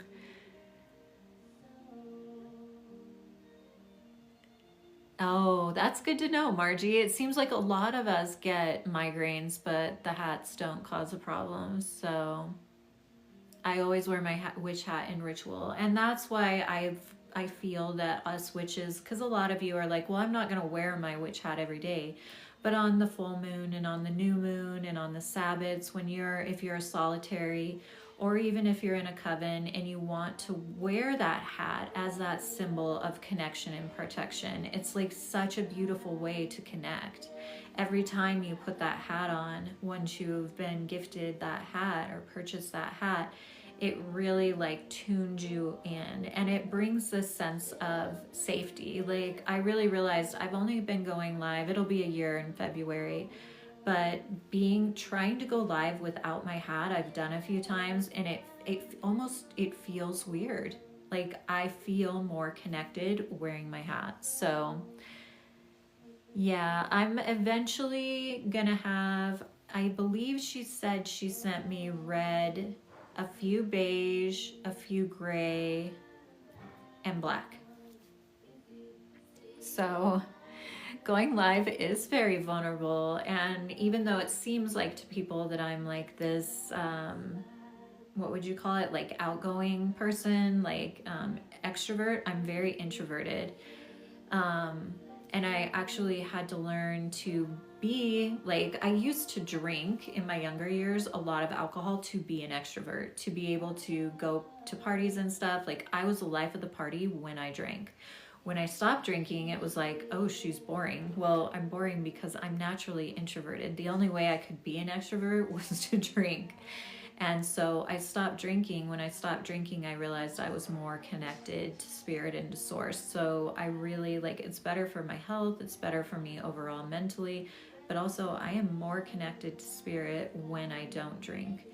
And the same goes with not drinking coffee or caffeine or any of those substances that are making us go when we are not wanting to go, because I believe in following our body's wisdom.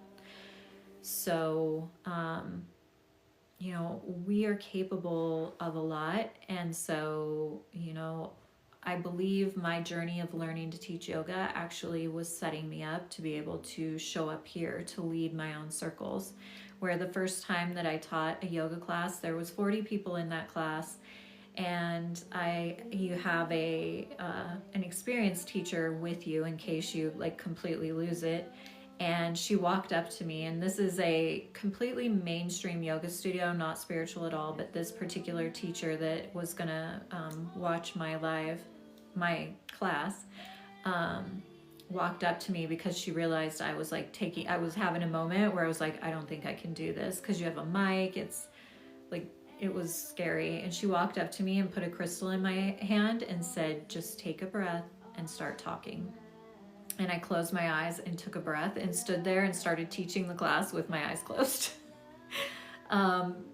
And eventually I came to where I am now 10 years later, and I'm on lives chatting, and at my retreats, like, I can talk your ear off. I actually love to talk. I just don't really like small talk. I'm better at like talking with people really deep, like having the deep conversations. The surface level, like, how's your day? How many kids do you have? Like, I can do that because I've been a hairdresser for 30 years, but I absolutely do not like it. Like, I want to go deep. So, you know, when I'm chatting about this stuff, I can talk about it all day long. So I've had to learn to do this though, and that was part of my journey. It wasn't natural for me to be like this, but it's become natural the more I've pushed my edges, per se. So here I am. It looks like a lot of you are the same way. Lauren and Kelly and Allie. Yeah, I'm more of a listener than a talker too, Wicca for life. Yes, Miss Sabrina Neo Witch. It's crazy. Max Joy, same for you. Look at all the people that are the same. Yeah, like we're so much, you know, we think we're alone. Oh, what did I do? I just did something to my screen. Oh. There's like a little sun. Whoa. As you guys can see, I don't know what I'm doing on here half the time. what you see is what you get, because I 100% do not know how to use technology. I know there's people online, like when you meet them in person, they don't look like their picture or what they are online. I would never know how to do that to myself. So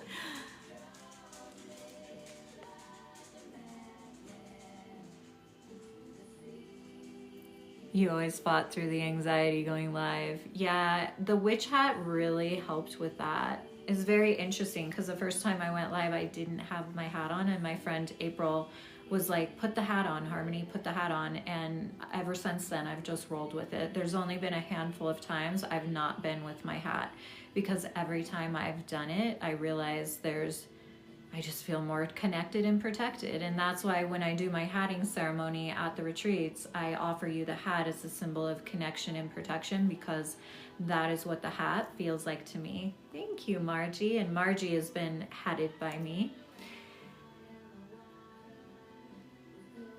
Do you guys have any more questions for me? Want to chat about anything? In the weeks to come, when I do my lives, I'm planning on having you be live with me while I'm creating spell jars and stuff that I'm gonna sell in my little online apothecary.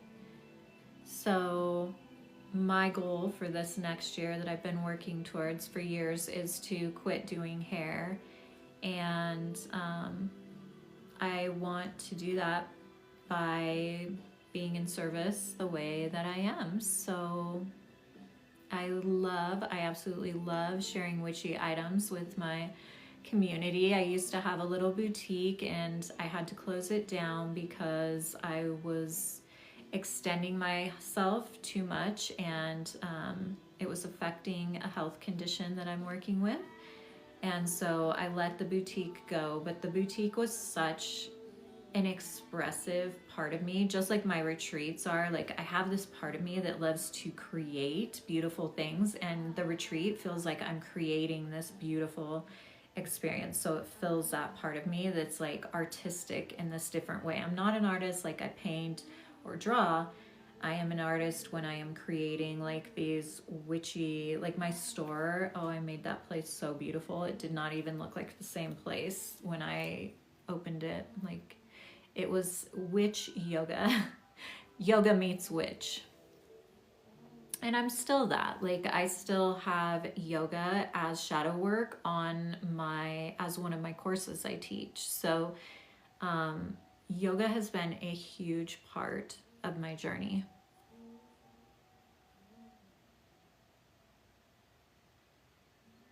What platform am I planning on? So I was talking about this earlier.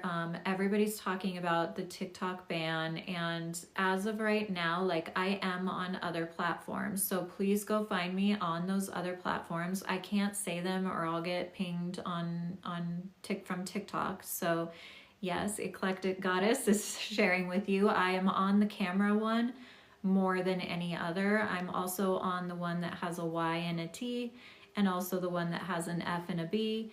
But I am not on those as much as I am the one that's an I and a G. So please go follow me on the one that's an I and G. But I'm in Arizona, and that being said, as of right now, my body, my intuitive wisdom is saying that it's not going away. However, and so I'm not putting a ton of like thought or even like energy or worry into it, because that's not going to do anything or change anything. So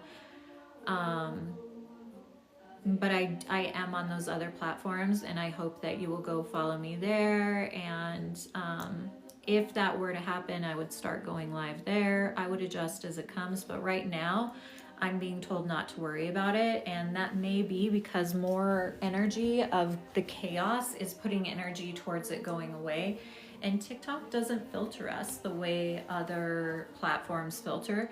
So I'm really, I hope that this feeling that I'm having of not to worry and not to panic is because nothing is going to happen. And I truly believe, like, where attention goes, energy flows. So if all of our attention is on the TikTok ban, then it could likely be banned. if we take our attention and say our body is speaking to us that we don't need to worry, and we actually follow that wisdom of not worrying, then it's less likely to happen. Do I hold retreats in the summer? So we used to always hold Wild Women in the summer. We are not holding Wild Women this year. We only have Practical Magic planned. Once Practical Magic sells out, I am going to toy with the idea of having a shorter retreat some other time during this year, maybe just a weekend one.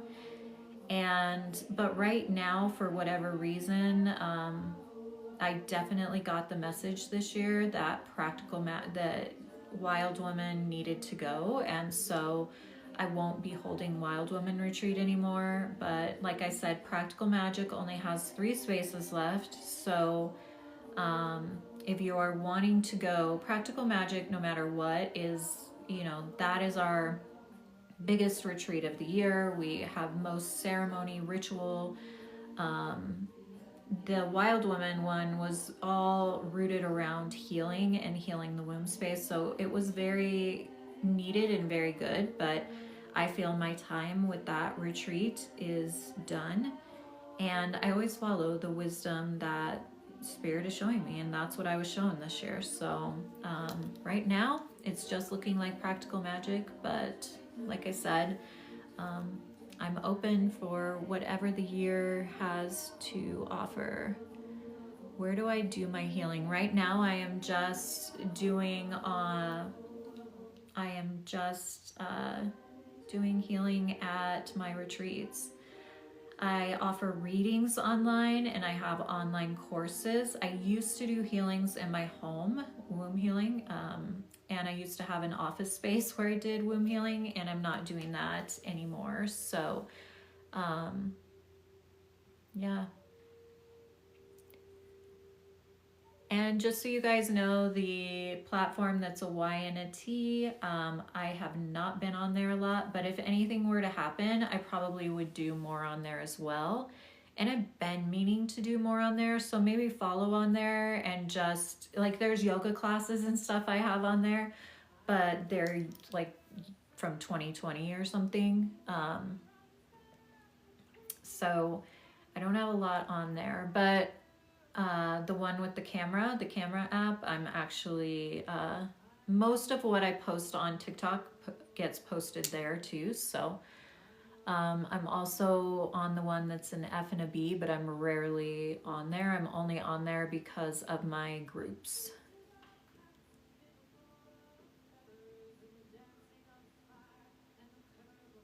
Yeah, and the retreat Practical Magic has payment plans, so that will hold your space. Hi, Amy. Blessed be. Thank you for being here. I do. I am the Red Witch today. I was hoping the Red Witch hats were going to be here 2 weeks ago. They got stuck in customs, and so I do not have them yet, but they will be here because I wanted all my witches to be wearing red.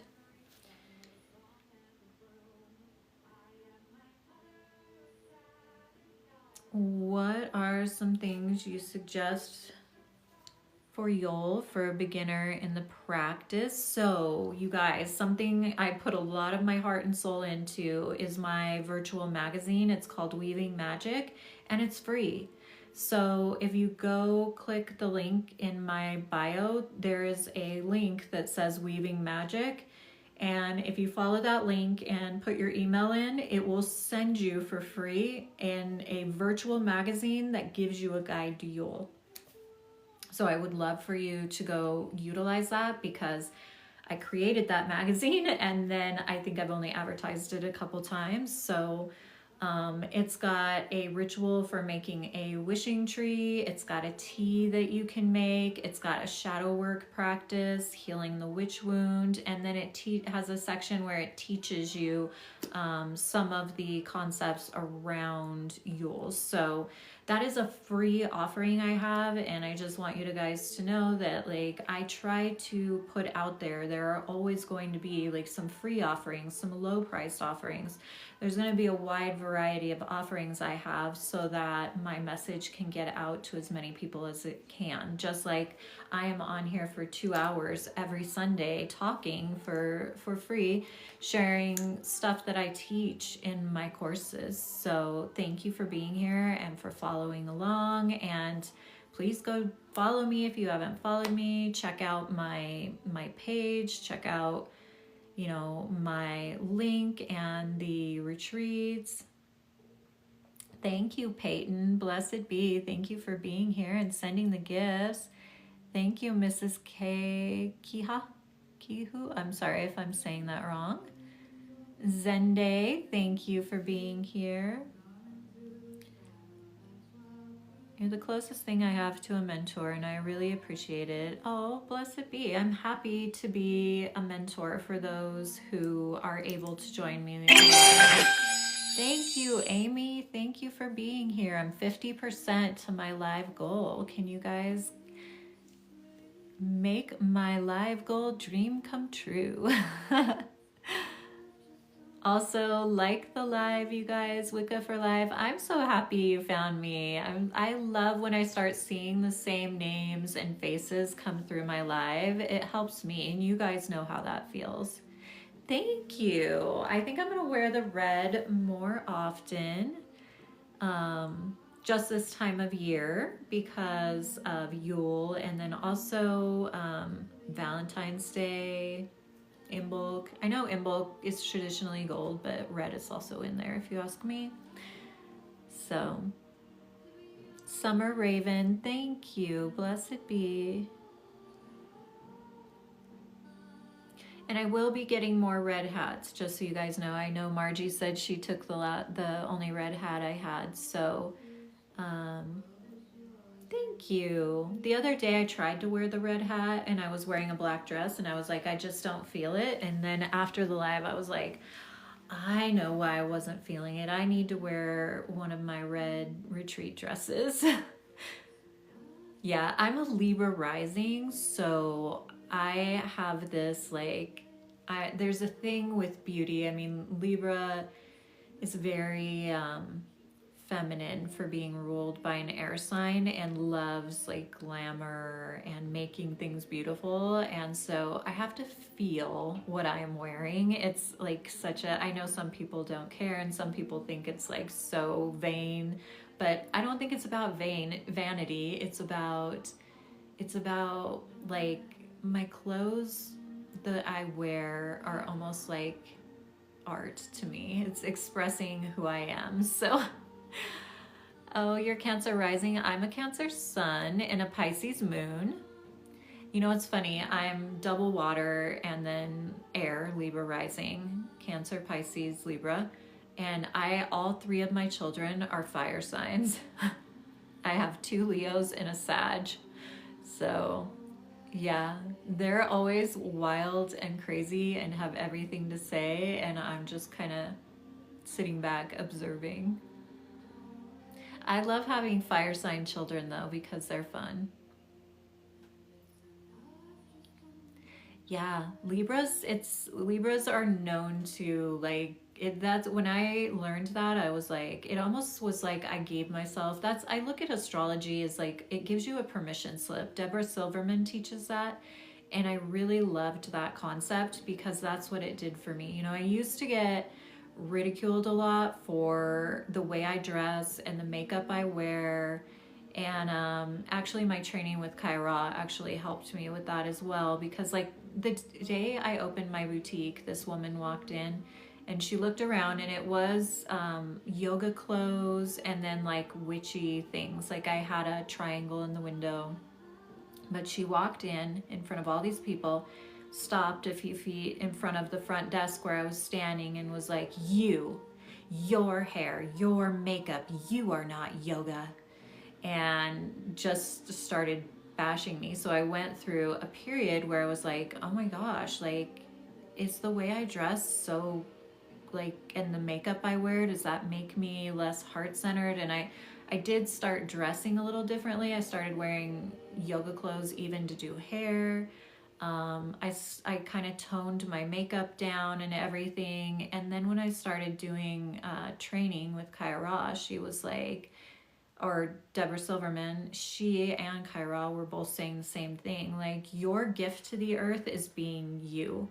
And so let your astrology give you a permission slip to be you. And so when I learned that Libra had such a thing with beauty and makeup and glamour and clothing, and so I was like, that's me. I went back to being me, where yeah, I roll. Yeah, now I know better, but back then I was, I still had a wound. I have a Chiron in Aries, so who I am used to be that was easily attacked and made me feel less than. Now I am utilizing my Chiron in Aries to empower other witches to own who they are. And that's why I'll never tell you that you are anything other than what you say you are, because it's a deep wound. Yeah, so if Chiron's in your first house, you're going to experience that as well.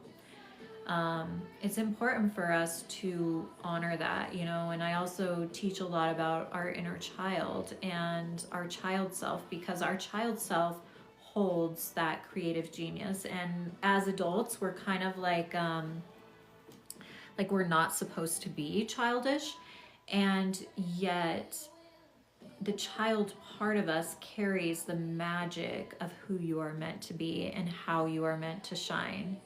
Yeah, I even stopped doing my nails for 5 years. And then as soon as I gave myself that permission slip, I started having my nails done again, because I really let that lady get in my head. So there must have been something karmic there. Maybe I held her back in a past life, so she came in to challenge me. Who knows? But I love her and bless her. In the moment, I was totally heartbroken and did a lot of crying over that. But yeah, it was a lesson. And all of those lessons in my life has now become my teachings.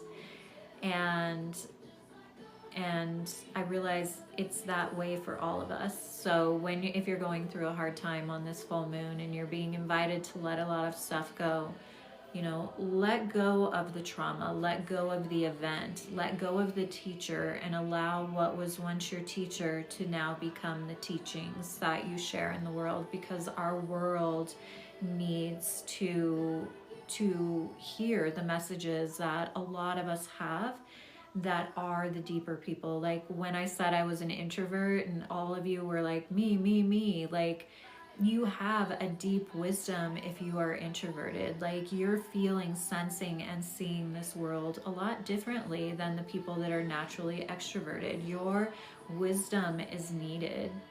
So keep that in mind if you're going through a hard time. We just are coming out of the Mercury retrograde, which was rough for a lot of people. And so allowing the whatever taught you to go. After you get out of school, you can't carry your teacher with you. So carrying how we learned that lesson does nothing to us but weigh us down and hold us back. So let the teacher go, which is the event that taught you, and then take only the lesson with you and allow it to be the teachings that you move forward in the world with. Allow that to become your message. So, hi Bella Italiana, thank you for being here. Tamara the White Wolf, thank you for being here. And Kelly, thank you guys for all the hearts. We're almost up to 50,000 likes. Thank you, thank you, thank you. These 2 hours has flown by. Sometimes I come on live and I feel like I'm here 15 seconds and it's been 3 hours, and then other days I'm like, does anyone want to chat? So lots of energy in the live today. I always am feeding and channeling depending on your guys' energy, who's in the chat, who's in the live, and that's where the message or who the message is coming through for. So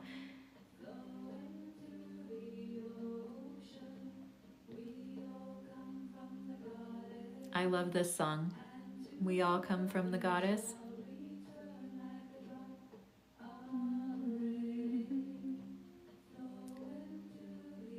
I'm in my early 40s now with myself. Love the healing journey. Love that. Yeah, I'm 40. I turned 49 in June this year. And, you know, it's weird to think that I will be 50 because I don't feel like what I once thought 50 was. But I also would never go back because there's been so many hard lessons. Like, that's my life path. That's my astrology, is to go through the shit, to go through the darkness, to get to be who I am now. And so I wouldn't change that for the world. It's just weird to say that I'm 50 because I don't feel 50. I'm sure a lot of you feel that too. And I'm not 50 yet, right? That's not happening till June. But, oh, Peyton, you turned 52. We must have both been born in 75. Hi, Ashley. All right, you guys. Thank you, Kelly. You definitely had a very dark journey too. Yeah. You just turned 40s. The 40s are great, but there's massive building of who you are when you're in your 40s. Like, because all of a sudden you're solid in who you are. You're not going to take shit anymore. Hi, Maria. I love seeing you on here, and I miss seeing you chatting in the coven, but I know you have a lot going on in life, so I'm glad you are able to hop into the lives.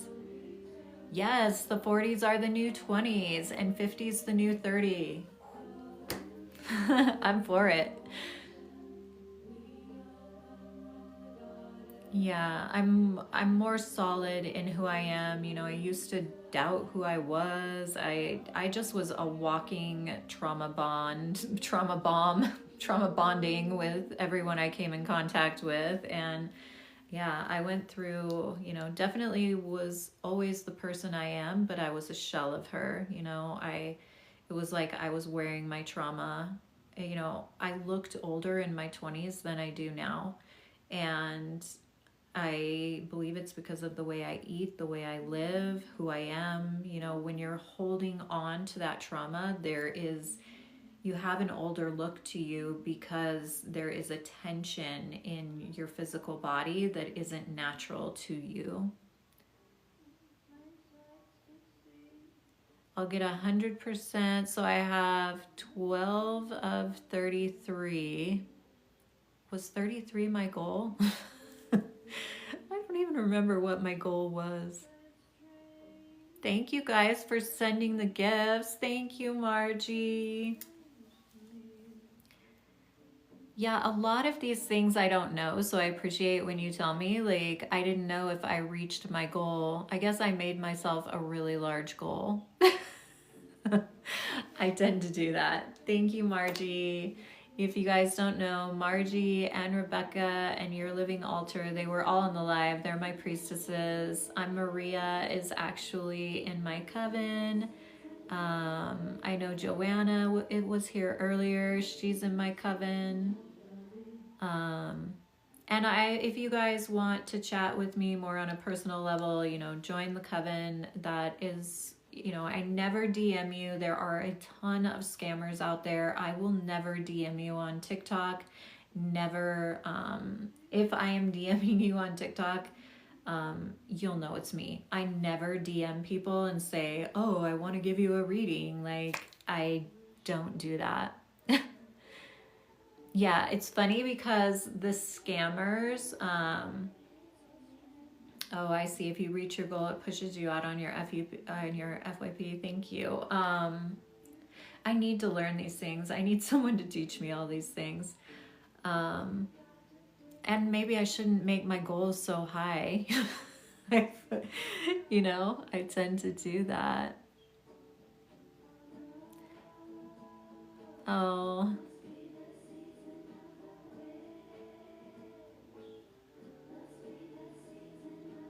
Hi, the magician. Hi, Gwyneth. Thank you, Maria. Bless your heart. Okay, I see now. I'm 80% to my live goal.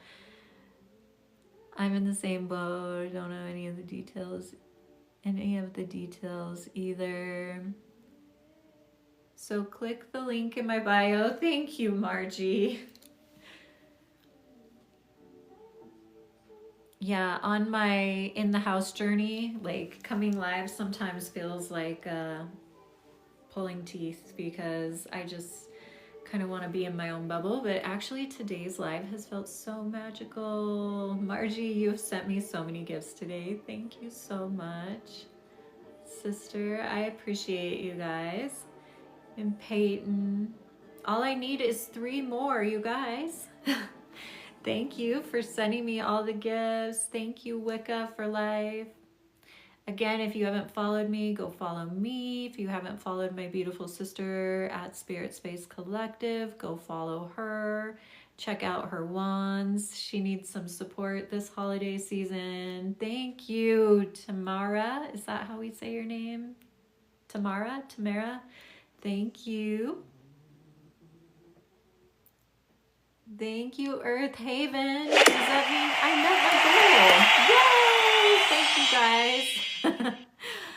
Yay, I know I made a huge goal today. Thank you, thank you, thank you. And thank you to the sister that was sharing what to do, like what happens when I meet my goal. But yay! Okay, I guess I'm supposed to have something that I do, someone told me once, when I meet my goal, but I don't know what you guys want me to do. I guess I've never put that out there. Like, if I meet my goal, then at the end I'm gonna sing a song. I'm not a singer, so. It said you would sing. Who said I would sing? What do you want me to sing? What song's on? I could dance better than I can sing. Like, I'll hum me a song.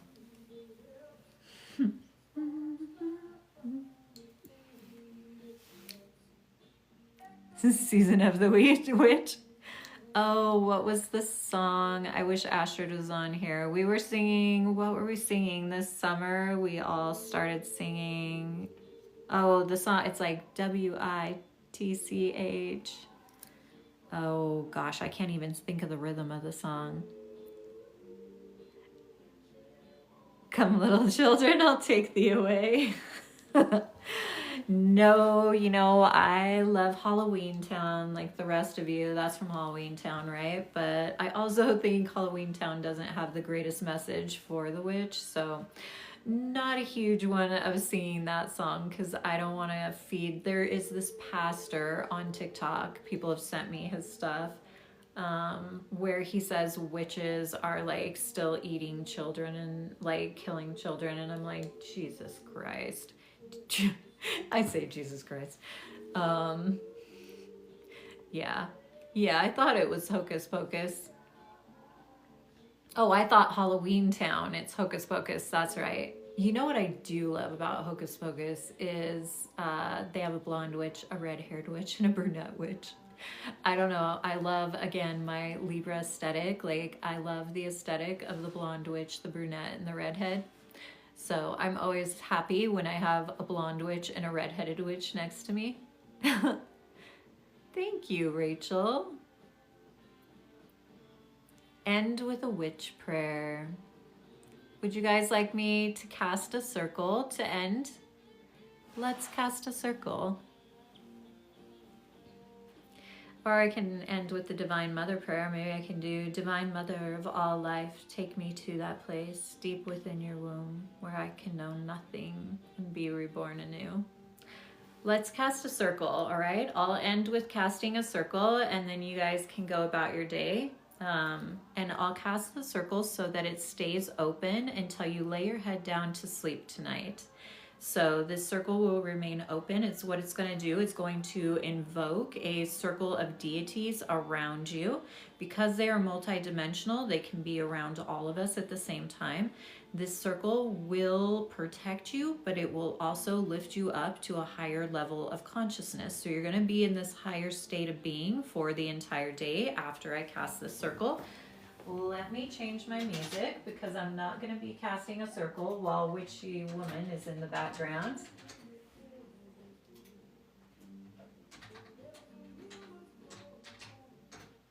Oh my gosh, what is going on? Do I have cap locks on?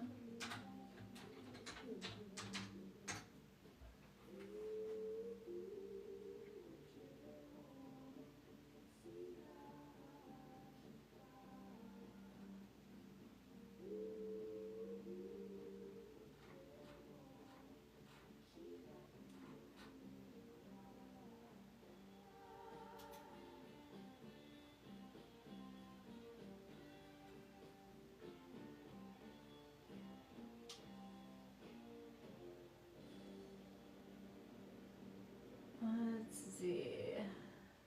I'm still here, you guys.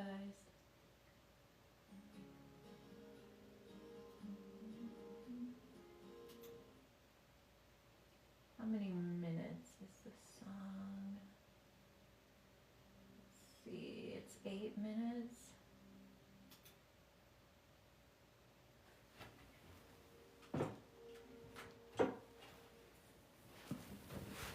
All right, if you guys are here for the circle casting still, I'm gonna invite you all to find a place to sit down or lie down. Close your eyes, relax your body, allow your body to become soft. Take a few deep breaths in and out of your nose. So let's do this together. Take a hand to your heart, preferably your right hand, and your left hand to your womb. Let's take a deep breath in together, breathing in through the nose, feeling the air move through your nostrils, through your throat, into your lungs, and bring that breath all the way into your belly and then deep into your womb just by bringing your attention to your womb. Hold the breath in. When you can't take in any more air, take in one more sip. Open your mouth and audibly let go. Let's do that again. Deepest inhale of the day. Pull the breath in through the nose. Feel yourself pull from the depths of your womb. Hold at the top for 3, 2, 1. Open your mouth and let go. One more time. Deep inhale. Open your mouth and let go. Just taking a moment. Allow your palms to be open. Feeling your body connect to the earth. And as you do, you feel your body becoming heavier and heavier, sinking into Mother Earth's embrace. Simultaneously feeling your heart expand to the heavens.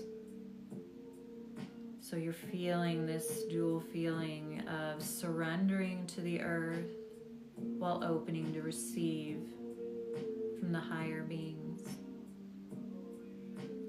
So allowing your breath to become nice and quiet.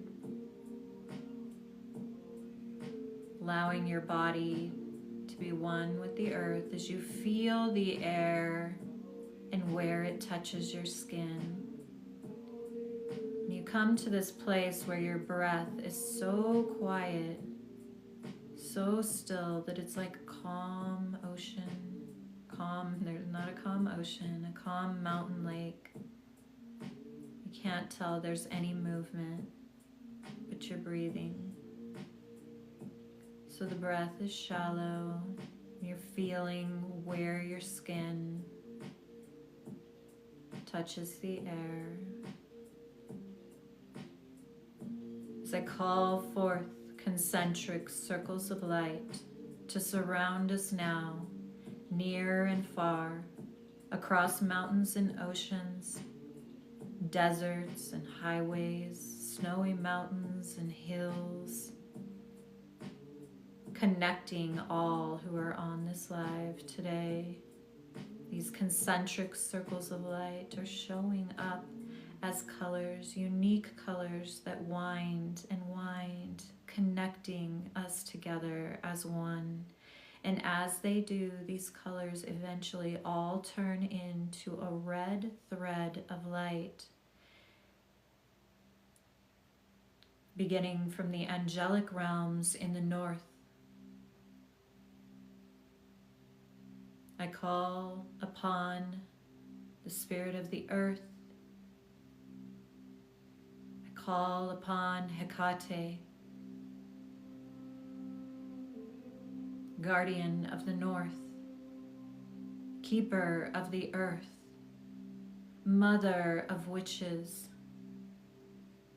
keeper of the keys, keeper of the crossroads. Bless us as we call your name with protection. Hecate, Hecate, Hecate. Guardian of the northeast, keeper of the rising sun. As a candle with a flickering light, you arrive at the well and meet us there as we call your name. Brigid, Brigid, Brigid. Guardian of the east, she of 10,000 names, she of 10,000 spells, she who holds the magic from the ancient days before the word witch even existed. We call you forth with your golden rays of light in the east as we call upon the spirit of air, guardian of the east, keeper of air. Bless us with your golden rays of light as we call your name. Isis, Isis, Isis. Guardian of the southeast, keeper of mysteries, she who holds the wisdom of sovereignty. Bless us each with sovereignty as we call your name. Rhiannon, Rhiannon, Rhiannon. Guardian of the south, keeper of the fire, queen of the fae, she who embodies the totality of love, reminding us that we are love in our highest expression. We call upon the element of fire, its ability to destroy and create with your sacred wisdom of love. Guardian of the south, keeper of fire, bless us as we call your name. Anya, Anya, Anya. Guardian of the southwest, she who has held the mysteries, the wisdom of the witch, she who was demonized throughout the ages, but carried through by not those who we believe carried her wisdom through. She was carried through the ages by the daughters of her magic, of her wisdom. We invoke thee by calling your name, Mary Magdalene, Mary Magdalene, Mary Magdalene. Guardian of the west, keeper of water, she who holds the wisdom of the cauldron, of the sacred potions of the witch, of the manifesting ability of grandmother spider.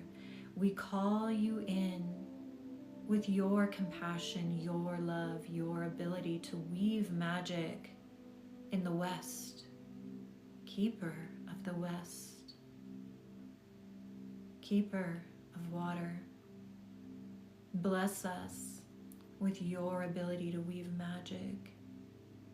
As we call your name, Caradwin, Caradwin, Caradwin, guardian of the Northwest, we call you forth, Queen of Witches, to seal this sacred circle today, across mountains and oceans, across highways, deserts, dirt roads, cities and valleys.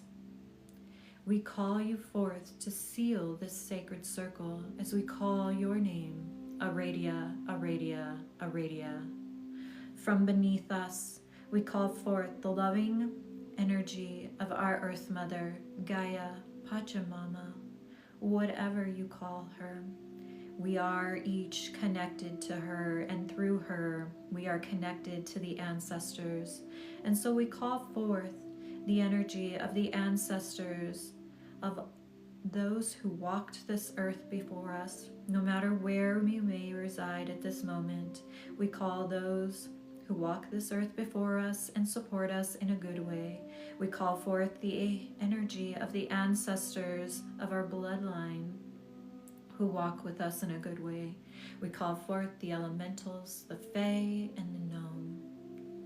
From above us, we call forth the star brothers and sisters.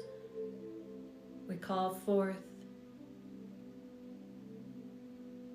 our home, our soul's home, across all dimensions and planes and realities. We call forth the space that we call home. We call forth the star brothers and sisters who watch over us with their loving embrace. And at heart center, we call in our I am presence, our higher self, our spirit guides, our spirit animals, our spirit family. But first and foremost, we call forth the totality of self, our I am presence, the part of us that is connected to Source, Creator, the Divine Mother of all life. We call you forth. We call forth our I am presence, and as we do so, we lift this circle up to the 7th and 8th plane of consciousness, where divine knowing and miracles take place.